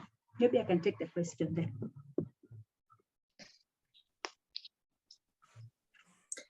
Thank you very much, PP Sally. And I'm hoping I can take the floor and ask a question, because no one has really answered in consensus whether we should move ahead or whether we can ask questions now. But I want to thank you for your presentation, and I like the animation with the animal farm. And I have a challenge in terms of the story of the animal farm. And my challenge is twofold. The characters that you have presented come out with very strong roles in particular directions or around particular traits. And, you know, traits are developed because not only in the theory of the animal farm, but in evolution, traits are developed as transitional mechanisms for survival. And some of them are positive, even as they look negative. So some of the traits that we have discussed have a two-way value. They have a value both forward-leaning and a value also in retrospect. I don't want to go much deeper because I understand you will, and I know you will understand me, Sally. And so I just wanted, that's a comment I want to make, and I know you will absorb and digest what I'm saying. And then the second is also about transition. I love the flower yesterday, today, and tomorrow, because at each stage, the flower is beautiful. And so I do want to ask how you might be able to pick out of the animal farm some animals that really are beautiful yesterday, today, and tomorrow. Simply because Rotary does have a threefold nature in its presidency: president nominee, president-elect, and the president. And I feel that we need to appreciate each, and we need to create roles so that it's not just the story of the incumbent, it's a story of that president before and the one coming in. And that way we'll be true to the nature of the leadership in Rotary. Thank you, Sally. Thanks for a great presentation.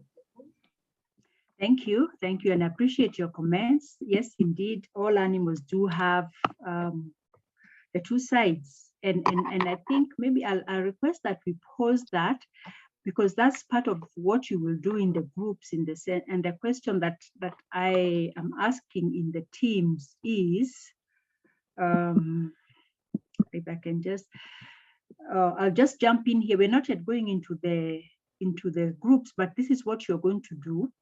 And what you are going to do is, of course, after you appoint your rapporteur, you're to look at the real life challenges, like now in this case, the leadership, and then think about what the respective bird or animal that you are in, how it addresses the challenge that you had. And in this case, Josephine, this will now be the positive and the negative aspect of it. Then the other aspect is, what do you, since you're going to be talking about one animal or one bird, the next aspect is, of the other animals that you're not discussing, what is it you pick from there? So it can actually be that in these times, these traits of this animal are not conducive or they're not helpful to us, but these ones are what are helpful. Now, going to your second question, which is now about the troika of Rotary, which is really a brilliant idea. And it's a pity that not all leadership uses this approach. I think in this one also we can pick, I would imagine that at this stage, President Ritesh, President-elect Gideon, and yourself, President nominee, would sit and pull out these are the challenges we face, because not everything is what it looks like face value. We may be seeing President Ritesh has had a very nice time, but you only need to listen to him to find out, really, was it that easy? What were his struggles? So that it informs Gideon, it informs Josephine. So the success stories would be good to be told, but with specific examples. And that's why we're going to a breakout, so that we're not just talking about the animal kingdom as is, but what does the animal kingdom mean to you in your leadership? So I'd request that still we pack that, so that when we come back to report, we address that at that stage, if you will be so kind as to allow that. Is there any other question, or can we move? We're going to break into 3 groups, and I will now stop sharing. There are no other questions. I don't see none. with their hands raised. So before Anthony, before you don't take us to the groups yet, I want to just pull out. I want to pull out the instructions so that when we go, okay. I want to put this in the chat now, and then once I put it in the chat, Anthony can.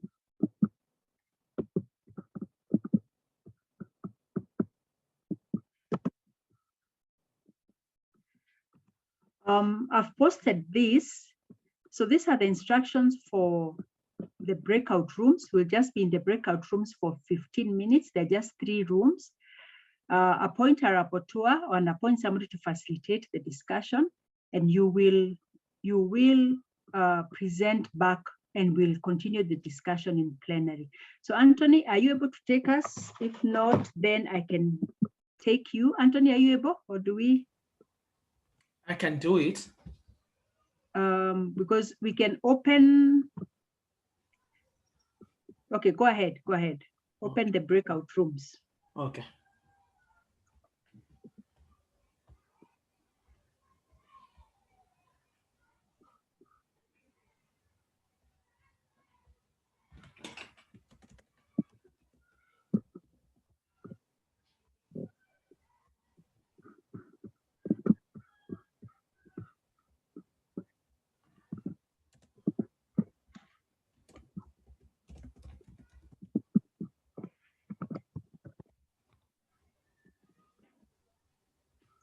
Okay, we are still waiting. Just a moment. Okay.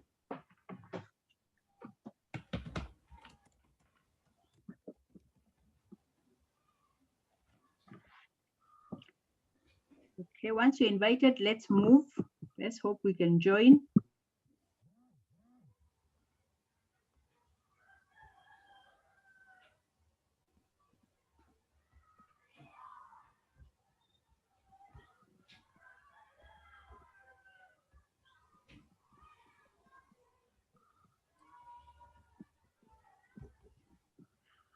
Please join a breakout room. Go to the breakout rooms and select a room that you would like to go to. Everybody seems to be in the geese. Go to the breakout rooms and select. There are 3 rooms: geese, ants, and chameleon. Choose a room, a group you'd like to join.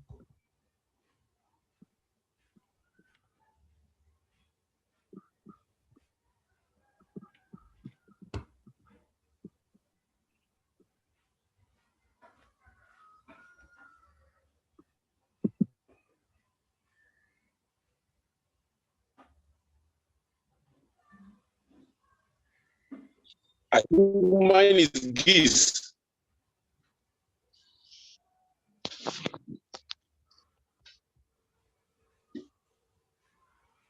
Ni wewe? Atataka ngapi huyo? Mimi niko kwa mkutano kidogo.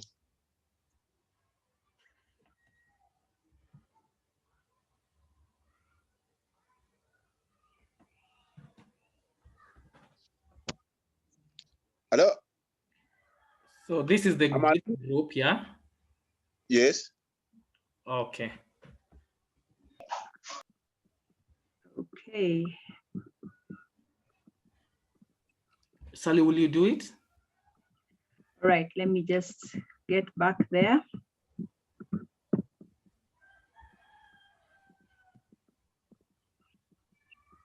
Let me recreate them. Allow me to just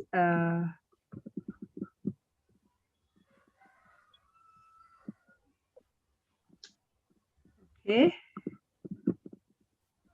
Let me rename them.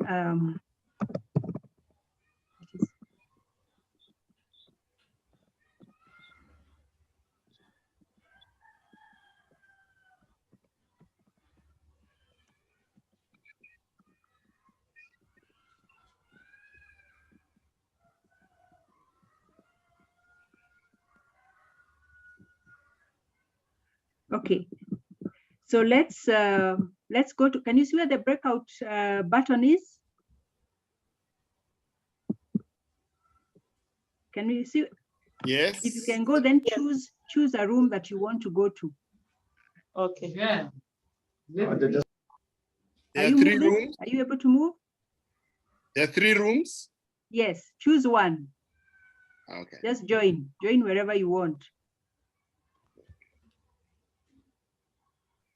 I can see some people are moving, yes.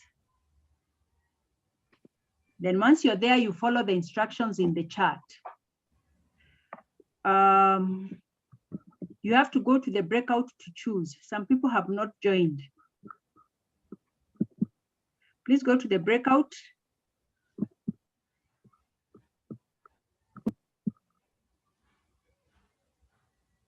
Okay, Justice, join any of the groups that you want.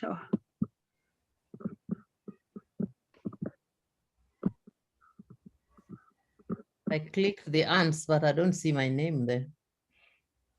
Oh, click join,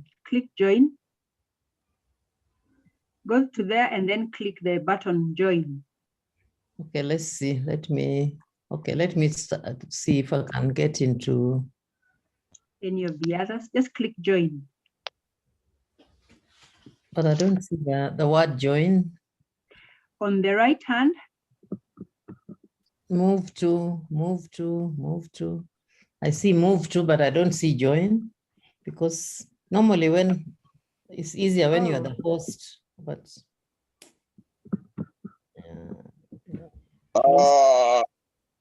Okay, I can see breakout rooms. Yeah. When I click, I see geese and chameleon. Yeah. So which do I press on whichever and then join? Yes, then say join. Yes. So, oh, okay, join. Okay. Yes. Okay. Have you joined? Like Yes. Now it's only Margareta. Is Margareta here? Ritesh. Okay. So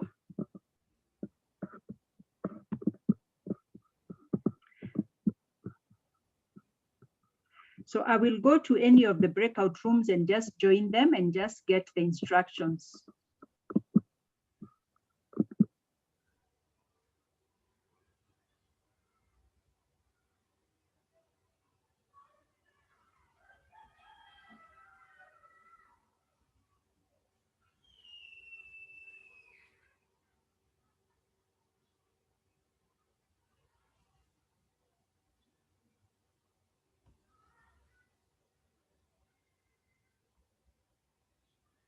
As a Rotarian, right? And then now you're to, since this is the group of, which group is this? This is the geese. Now looking at the geese, how would the characteristics of the geese have helped you in that challenging Rotary? Right? And then you can take a few more minutes to think of one other animal and how that animal will help you, animal or bird, how that animal or bird will help you in your role in the board. Is it clear? Yes, it is. The instructions remain on the chart. So whoever is a rapporteur will come back to present in the group. I will leave briefly so that I can go to another team to clarify. All the best. Please appoint your chair and rapporteur.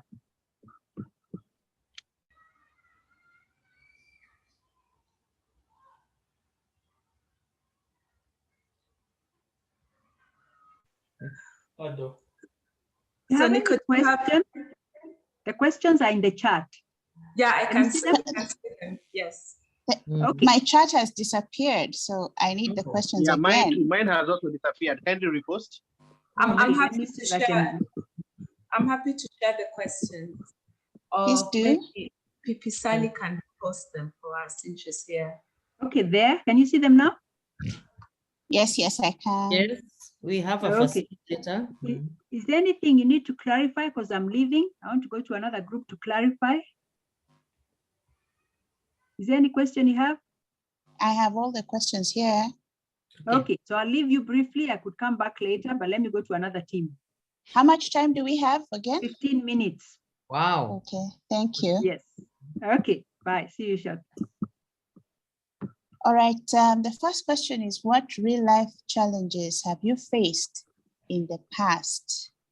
I'm leaving it open so that the members here can each participate.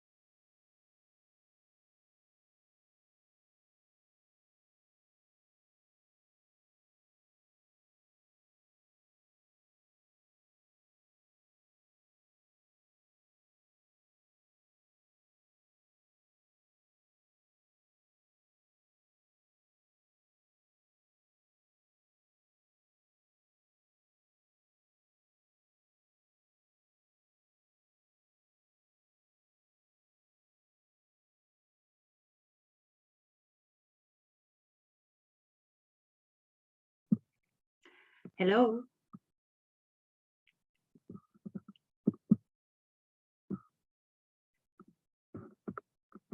Anthony. Yes, Ali. Margareta, Yes, Sally. can I take you to a breakout room? Please, I don't know where to go. Okay, let me take you to a breakout room. And President Ritesh? He's also out there. Hi, Sally. So Can I I'm take with you to a breakout Christian. room? Yes, please.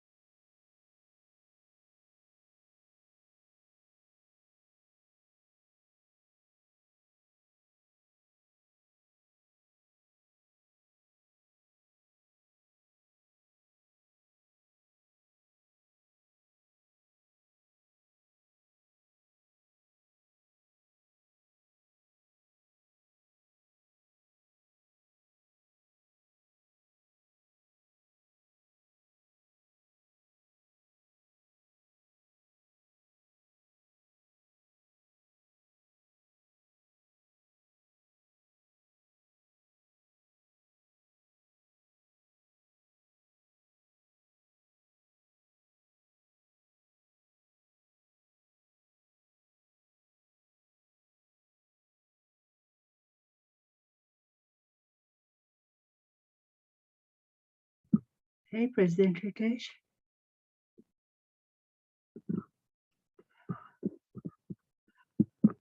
Hello. Hello. Yeah, I'm just giving them a few more minutes, then we'll all come back.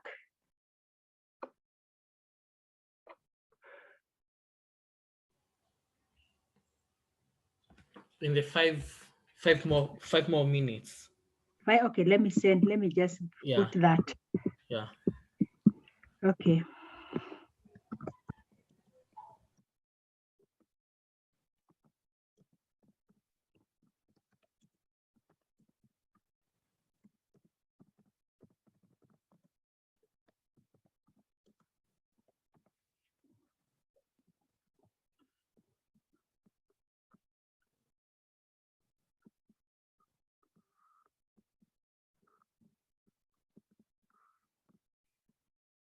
Gideon.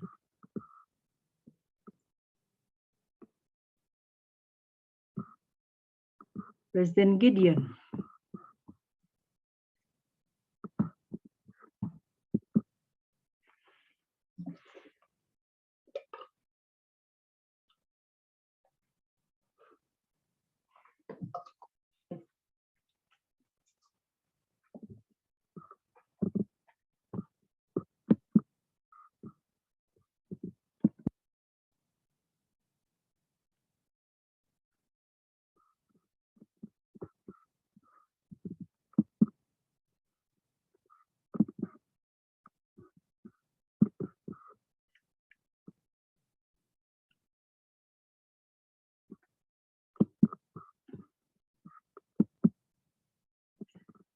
Anthony, did you do a round? I went round twice. I did it the first time. Yeah, let's just wait for them because I'm seeing when I go there, they're asking questions and they're supposed they're asking me questions. Yeah. Okay.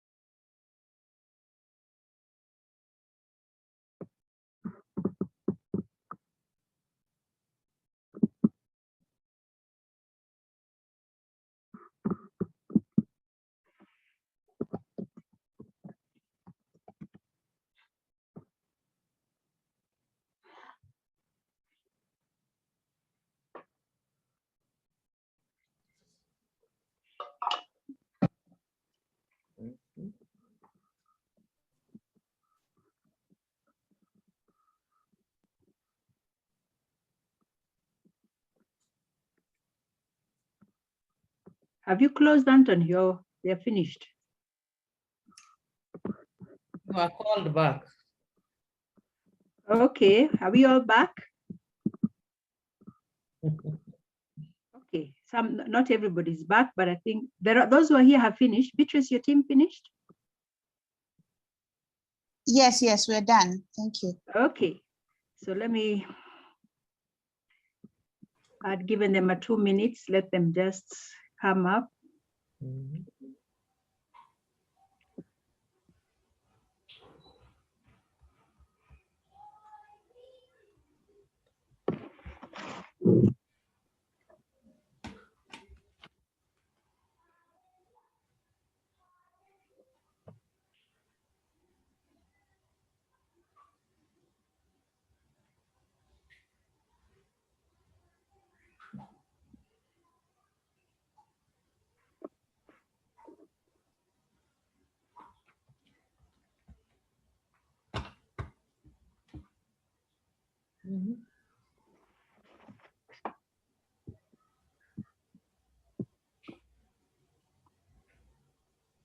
We're just waiting for the other team to come. So I've given them now a warning. They'll be coming shortly in 59 seconds.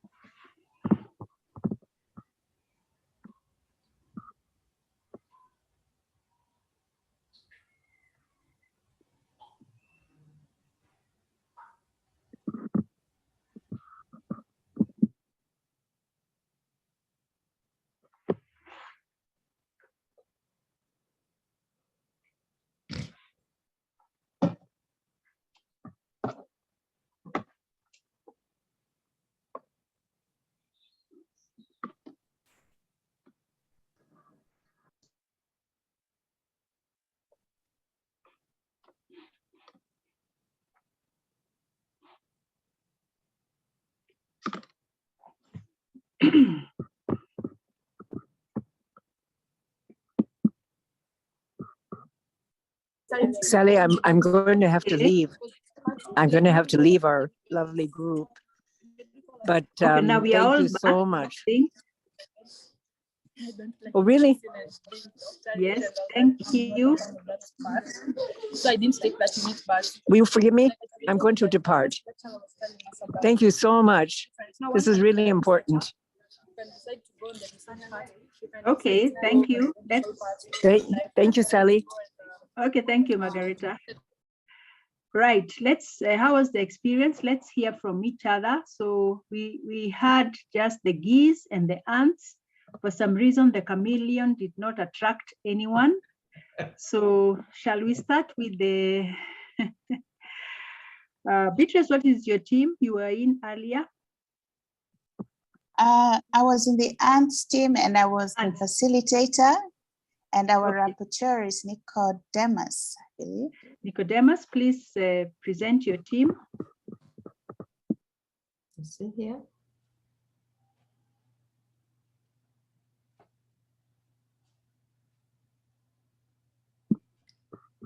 Have we lost some people? But then Beatrice can be both, actually. Well, it's good. I took a few notes that we were discussing a situation which one of our participants went through, and actually, in that particular situation, the color of her skin was the issue. She was in a big post, serving as a judge, Justice Joyce Roach, serving as a judge in an international organization, the ICC. And upon landing there, of course, everybody had been vetted and had gone through all the rigorous procedures to be elected. And yet, once she arrived there, she found herself in a situation where certain quarters or certain colleagues were bunching up. And I thought it was akin to what Sally, you were talking about earlier, where people go into cliques and start thinking they're more important than others, or that they're more endowed in certain ways. And so from the response that that Justice Aluoch gave to that situation, we identified traits and characteristics of other animals, but we thought that the aunt in that kind of situation would not have behaved the way the colleagues were behaving, because in the aunt kingdom, everybody knows their role and everybody carries out their obligations and their duties, which are clearly defined, without having this attitude that they are more important than others, or that the role they're playing is more important than the role others are playing. In comparison, or as we were comparing this response that Justice Aluoch gave to the situation, in which she actually confronted the situation head on, and set the situation straight. We came up with certain parallels. One of them was the fox. The fact that the fox is very courageous, and there's a reason why the fox works in teams. It's because the teamwork helps them to survive. We also closely followed that with the dog. The fact that there are all different types of dogs with different colors and different sizes and different barks and talents. But the fact that dogs are very accepting of one another. Dogs are very adaptive. Justice Joyce Aluoch had to adapt to a new situation. And also dedication, the fact that dogs are dedicated to the service to which they are called. And she put the service that had taken her out there above all other considerations, and she was able to surmount the challenge. In that discussion, there was a parallel in what we come across in Rotary, where sometimes you find that in some clubs, the people who are probably aged or have come from different ethnicities or regions or religions somehow could end up feeling depending on the locality of the group, or perhaps the culture that has been developed over time of a club such as Rotary Club of Nairobi, or if I might add, my club, Nairobi East. So that element of adaptability, how dogs are able to adapt to one another, the action or her response to the challenge to that of a lion. She had the confidence in herself and her abilities and her origins and her source to be able to confront that situation head on, which would not have been possible if she didn't have the self-confidence and the courage that a lion has. Thank you. Thank you very much. That was Team Ants. Thank you. I think you've done a good job, if we can appreciate them. As we move then, and all your team members, thank you. So let's quickly move on then to the Team Geese. We bring it. Or who's presenting? Yeah, so our team was Geese, and we highlighted a few challenges that have come up, but we decided to focus on the challenges within our experiences in Rotary. So one of our members, for instance, was thrust into leadership. She was given this treasurer position, and she's good with numbers, but as you would know, treasurer position in Rotary would not be the same as treasurer position in a business. And so because there was no orientation, she had to sink or swim, and maybe a little time in her getting adapted was wasted. So perhaps that would have been different. And then there's another member who's been in the club for nearly 30 years, and what he sees coming up often is that the clique issue that Mike mentioned comes up quite a bit often. And there perhaps should be a way to address that, going forward. You can't police people, but at least perhaps we can reduce the instances that people feel the need to break out in cliques as opposed to voicing issues or discrepancies openly in a committee that can address them. And then one other last one, because of COVID-19, one of our members finds that the commitments that people had, kind of committed to at the beginning of their year, their Rotary year, when they were inducted in March of this year, actually, and COVID happened. And so you find that a lot of the leadership that had committed to saying, this is what we are going to do, and this is what we'll act on, and this is the playbook, they suddenly just stopped showing up. And so that was one of the challenges. And so to go back to the geese, how would the geese have resolved, for instance, the first instance where the treasurer was thrust in without orientation? And the answer perhaps would be twofold, that in addition to getting orientation from the team, the older members of the team, she perhaps too could have reached out to one or two people that she looked up to and thought she can trust, because sometimes people don't know you're suffering until you ask for help. And the same case goes to the members of the team, that an issue that Dr. Sai raised earlier, it's great to check up on our members just to make sure that that everyone is being carried along and we're not leaving anyone behind. And then on the next one of forming cliques, Dr. Sai said the same thing about communication, and that's where geese come in strongly, because the older members of the club perhaps could help in mentoring the newer leadership, so that people learn quickly that you're best served by sharing your intentions and your goals, so that everyone feels like they're contributing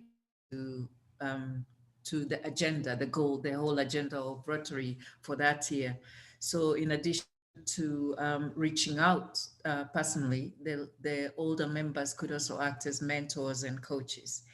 And then there was the last one of people not committing to their commitments, and due to different challenges, but perhaps it also comes back to the commitment that we talked about earlier.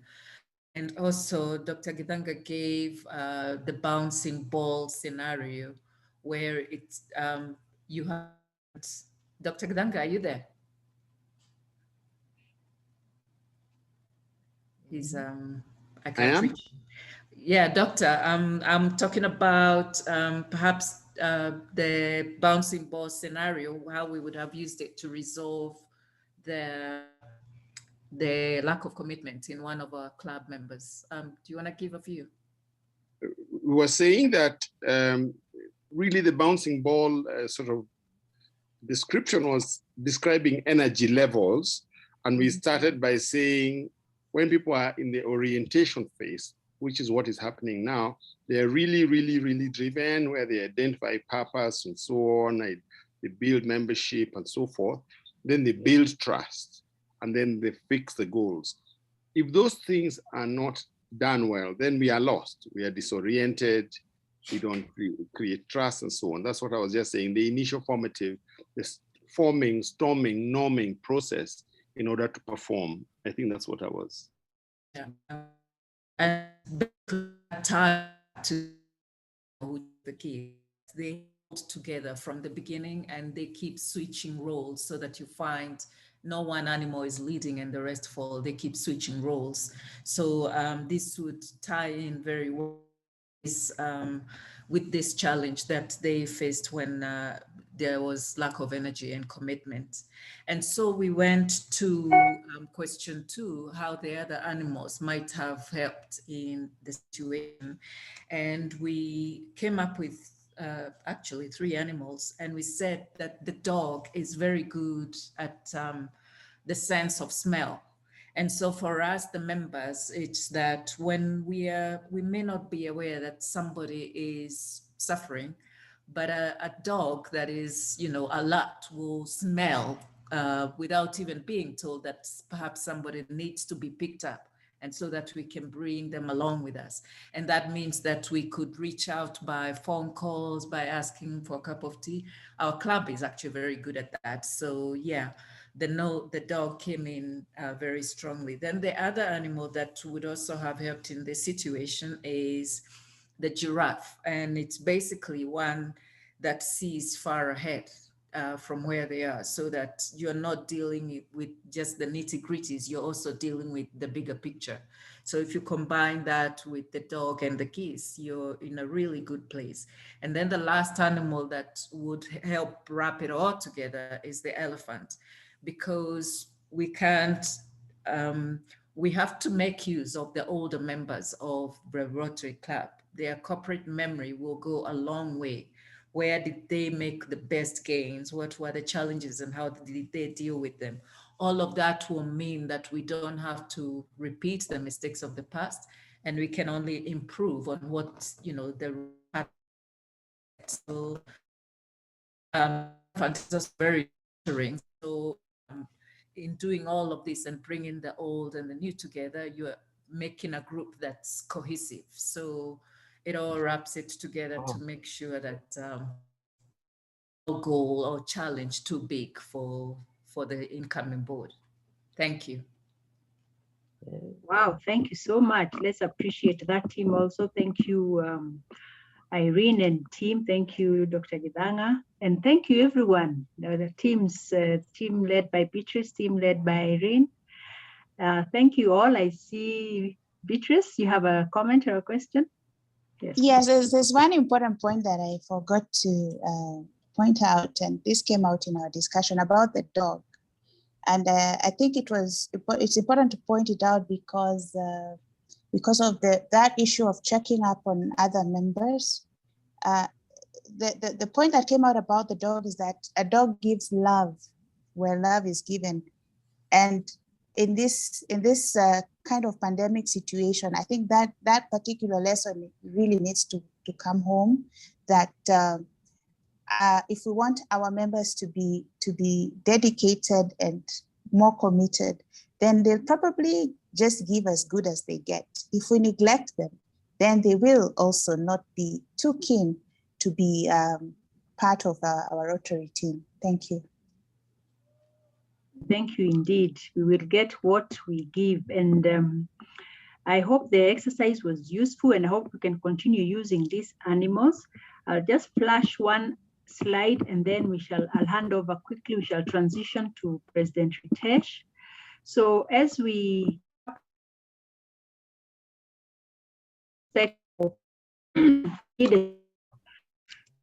I hope you have taken note on the lessons you're taking home, especially from those presentations. But I think the big question here is what Ambassador Josephine had asked: how will you share your lessons or successes? That is between the president-elect, and president nominee. It's important that the three sit share these. And of course, then finally, how do you balance your leadership? And with that, I thank you for listening to me, and I stop there so that we can welcome our next speaker. Over to you, Madam Irina. Thank you. Thank you, Pipi Sally, for that very insightful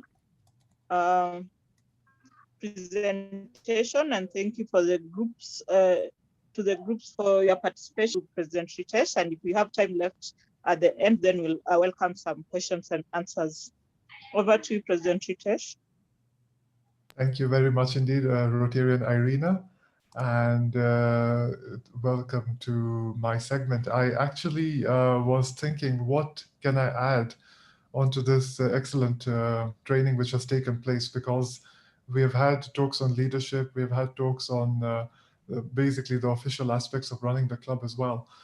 But one thing which I do realize I need to share with everyone present is the fact that, number one, are we all registered on My Rotary, the My Rotary portal? I am aware that some of us here may not be registered on My Rotary, and I just want to share my screen with you and show you how important it is to not only register, but to utilize the various tools which are present on my Rotary. So kindly allow me. So as you can see, I have signed on to my Rotary. If you go to www.rotary.org, and once you have opened your My Rotary account, for those who have not and are members of our club, kindly contact me or contact Rotarian Eva or Anthony, and we can guide you. If you see my cursor, I can scroll along at the top. There is home, exchange ideas, take action, and most importantly, learning and reference. When you go to learning and reference, there's a drop-down menu, and you will be able to see that you can learn by role. So to all the incoming board members, I'll urge you to kindly go to learning. I cannot. Yes, yes, yes, yes, yes. But keep some. Sorry. So kindly go to Learning and Reference Center. Go to Learn by Role. And once you actually scroll across, Club Roles opens up a segment. In a fresh page, you will see the various roles for which you can undergo trainings. There's a training for president, for treasurer, for secretary, and for committees. So I would request you to kindly go. You will note drop down and membership, image, service projects, club committees. There's a huge right on rotary.org. Take you for a minute through one of these administration. And in administration, you'll see there are further links which actually allow you to learn more or specific items learning. Let me take you to something else. In case you're in a reference center and into my role, actually go all the way across to Member Center once you're registered on My Rotary. When you go to Member Center and that, you'll see there are various online tools, including Brand Center, Rotary Showcase, Learning Center, and I will actually not go through each of the different drop-downs. I'll say that for incoming board members, and especially for those who want to learn various aspects, not only roles, but what's happening and the changes happening in Rotary, kindly go to Take Action, Learning and Reference, or Member Center. And of course, of us who get the newsletter, the monthly magazine via email, we definitely read it on email. But if not, all that is also available by Rotary if you click on News and Media. So I will be available to any individual who wishes to contact me one-on-one and take you through one-on-one. And I'm sure we'll all learn a lot from my Rotary. Next, I will also request, if you can allow me just one more moment, I want to show a slideshow. Actually, before I do that, I want to raise a few points on membership. Since during the presentation which we had earlier and the presentations by our three wonderful trainers today, I noticed we also have very close to our hearts at our members. And I think, why did I join Rotary Club of Nairobi? Yes, service is excellent, and service actually not the one aspect which actually made me a member of Rotary Club of Nairobi. I the members of Rotary Club of Nairobi, and I consider them my family. So I will talk a bit about membership. It is most important for us to prioritize existing members. Always keep in touch with the existing members, and especially those who are of a certain age, and reach out to them. Maybe they're not logging on enough onto our meetings. We actually have to pay attention to individuals who we do not see attend our meetings often. Let's carefully select members. what can the new members bring to Rotary? So we are looking for new members to introduce the club. Of course, we have to think what exactly can you bring to Rotary, especially to Rotary Club of Nairobi, as unique as we are. And it's very important also to tell the new members onset the cost and time dedication, so it doesn't come as a one thing which I was actually planning on before our presidency, during past President Jessica's year, when I was elect, I was thinking, what exactly is it that I can do as a president with the board for the 9th year?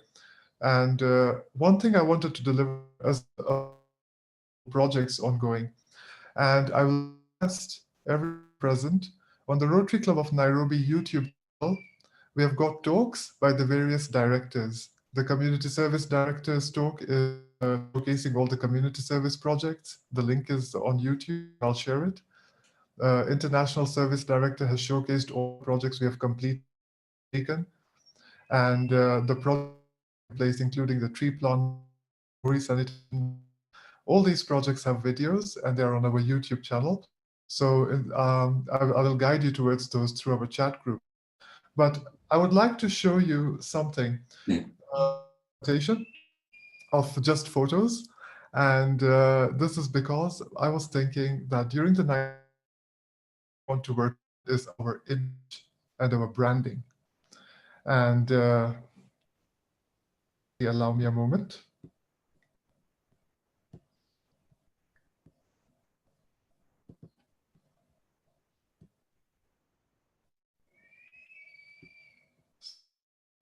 There we are.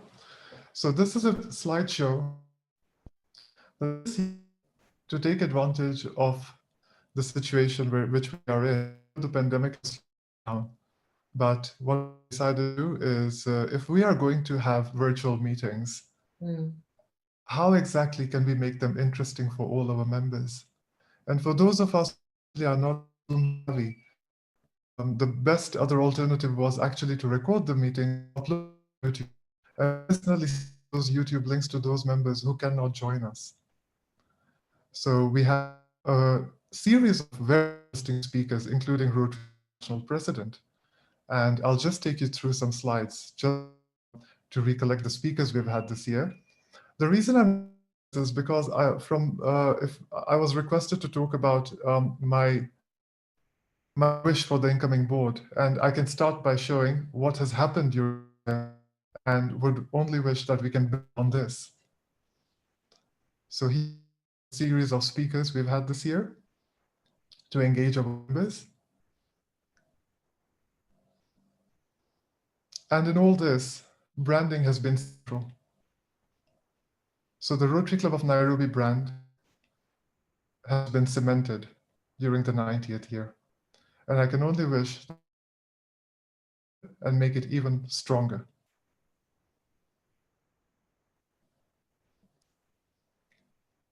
The other thing I'd like to share, during the interesting year of the pandemic, we have now adapted to a point where we can actually notice that more members are now logging on to Rotary Zoom meetings. And I know the pandemic is not here to last, but I will President nominee and the board, even if the situation reverses, we should look at having meetings, one physical meeting or hybrid meeting and one virtual meeting.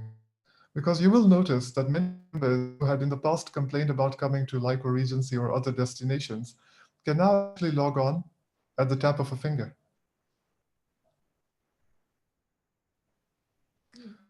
These are just some of the speakers we've had this. And it's quite a long list because we have had many special. And in doing so, we have also who are coming in that Rotary Club of Nairobi is an active club. So here is also a sneak peek of till July.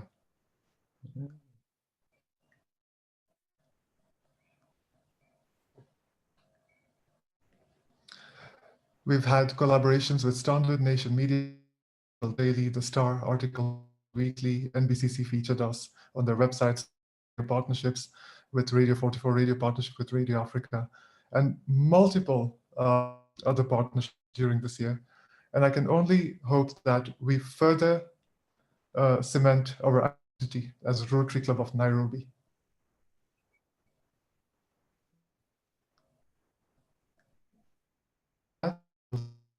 Sharing the slide, and thank you. I can only hope that we go from strength. And regarding the center and Rotary, I'll encourage all of us present to kindly sign on to my Rotary. Of us who managed to get just about an hour every alternate day or once a week, kindly go to my Rotary. So much to learn from the Learning Center. You can engage with other clubs through Rotary. You can actually learn from the Branding Center. There are projects which are showcased from around the world. It is an incredible resource, and the learning is endless because they keep on updating new modules to it. So what you learn from is not only for Rotary, it actually makes us learn much more for our personal benefit as well, to expand our minds. So thank you so much. Thank you.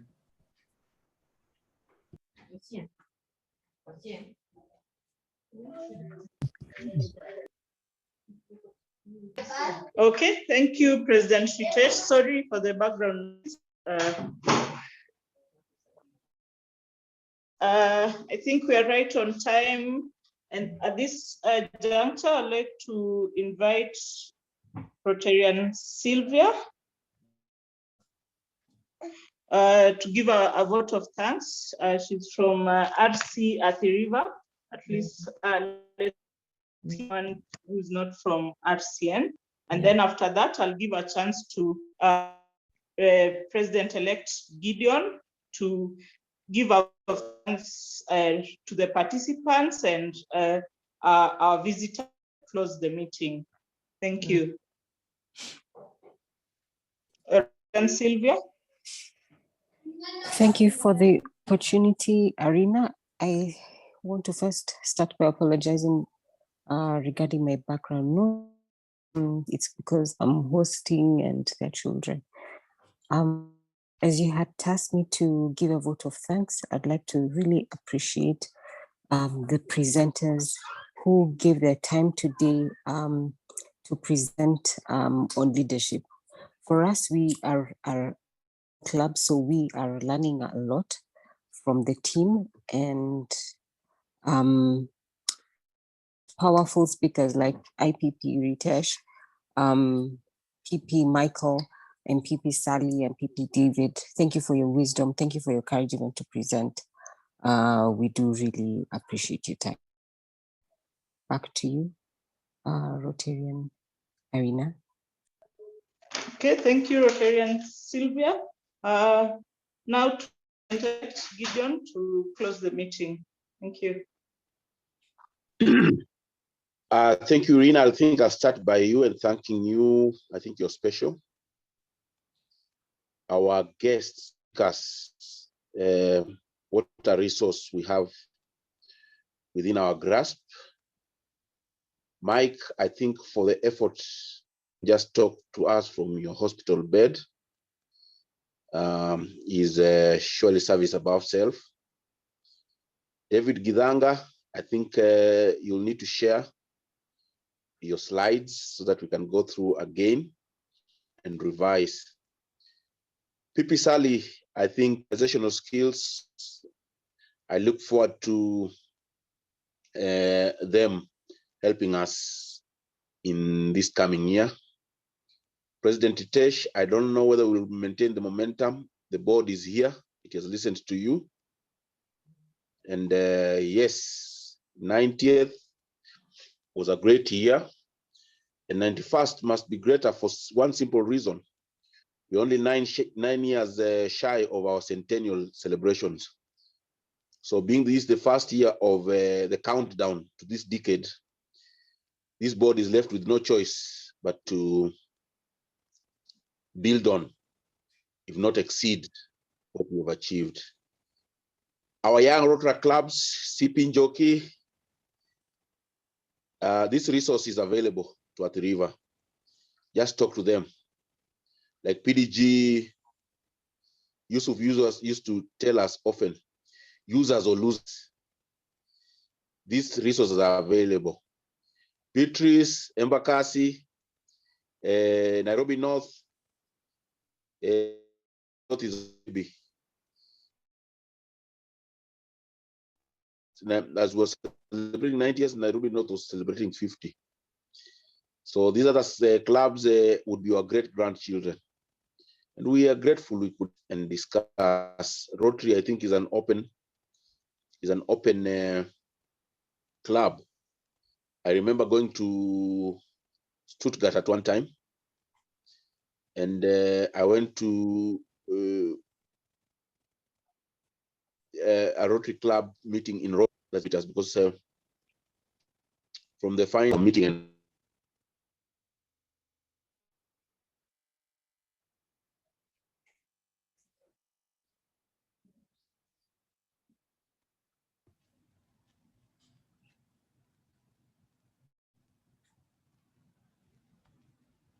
Nairobi, that all clubs that we invited have felt warm, have felt welcome, and thank you so much for spending 3 hours with our club, and God bless. So I'll just give the final toss to Rotary the world over. Rotary the world over. Rotary the world over. World over. The world over. So, Madam Irina, I think I've closed the meeting. So what do? We walk away. Do you have anything else to? Yes, thank you, and have a lovely rest of your evening, unless the people who want to remain behind and chat. But you are free to leave now. Yeah. The vote of thanks has been given. Thank you. God bless. Yeah. Thank you. Have a nice weekend. Thank you, and bye-bye, all of you. Thank you. Thank you. Bye. Thank you, Anthony. Thank you, Anthony, also. Thank you, Anthony. Great work. Thank you so much, everyone. Yes, thank you. Thank you, everyone. Thank you.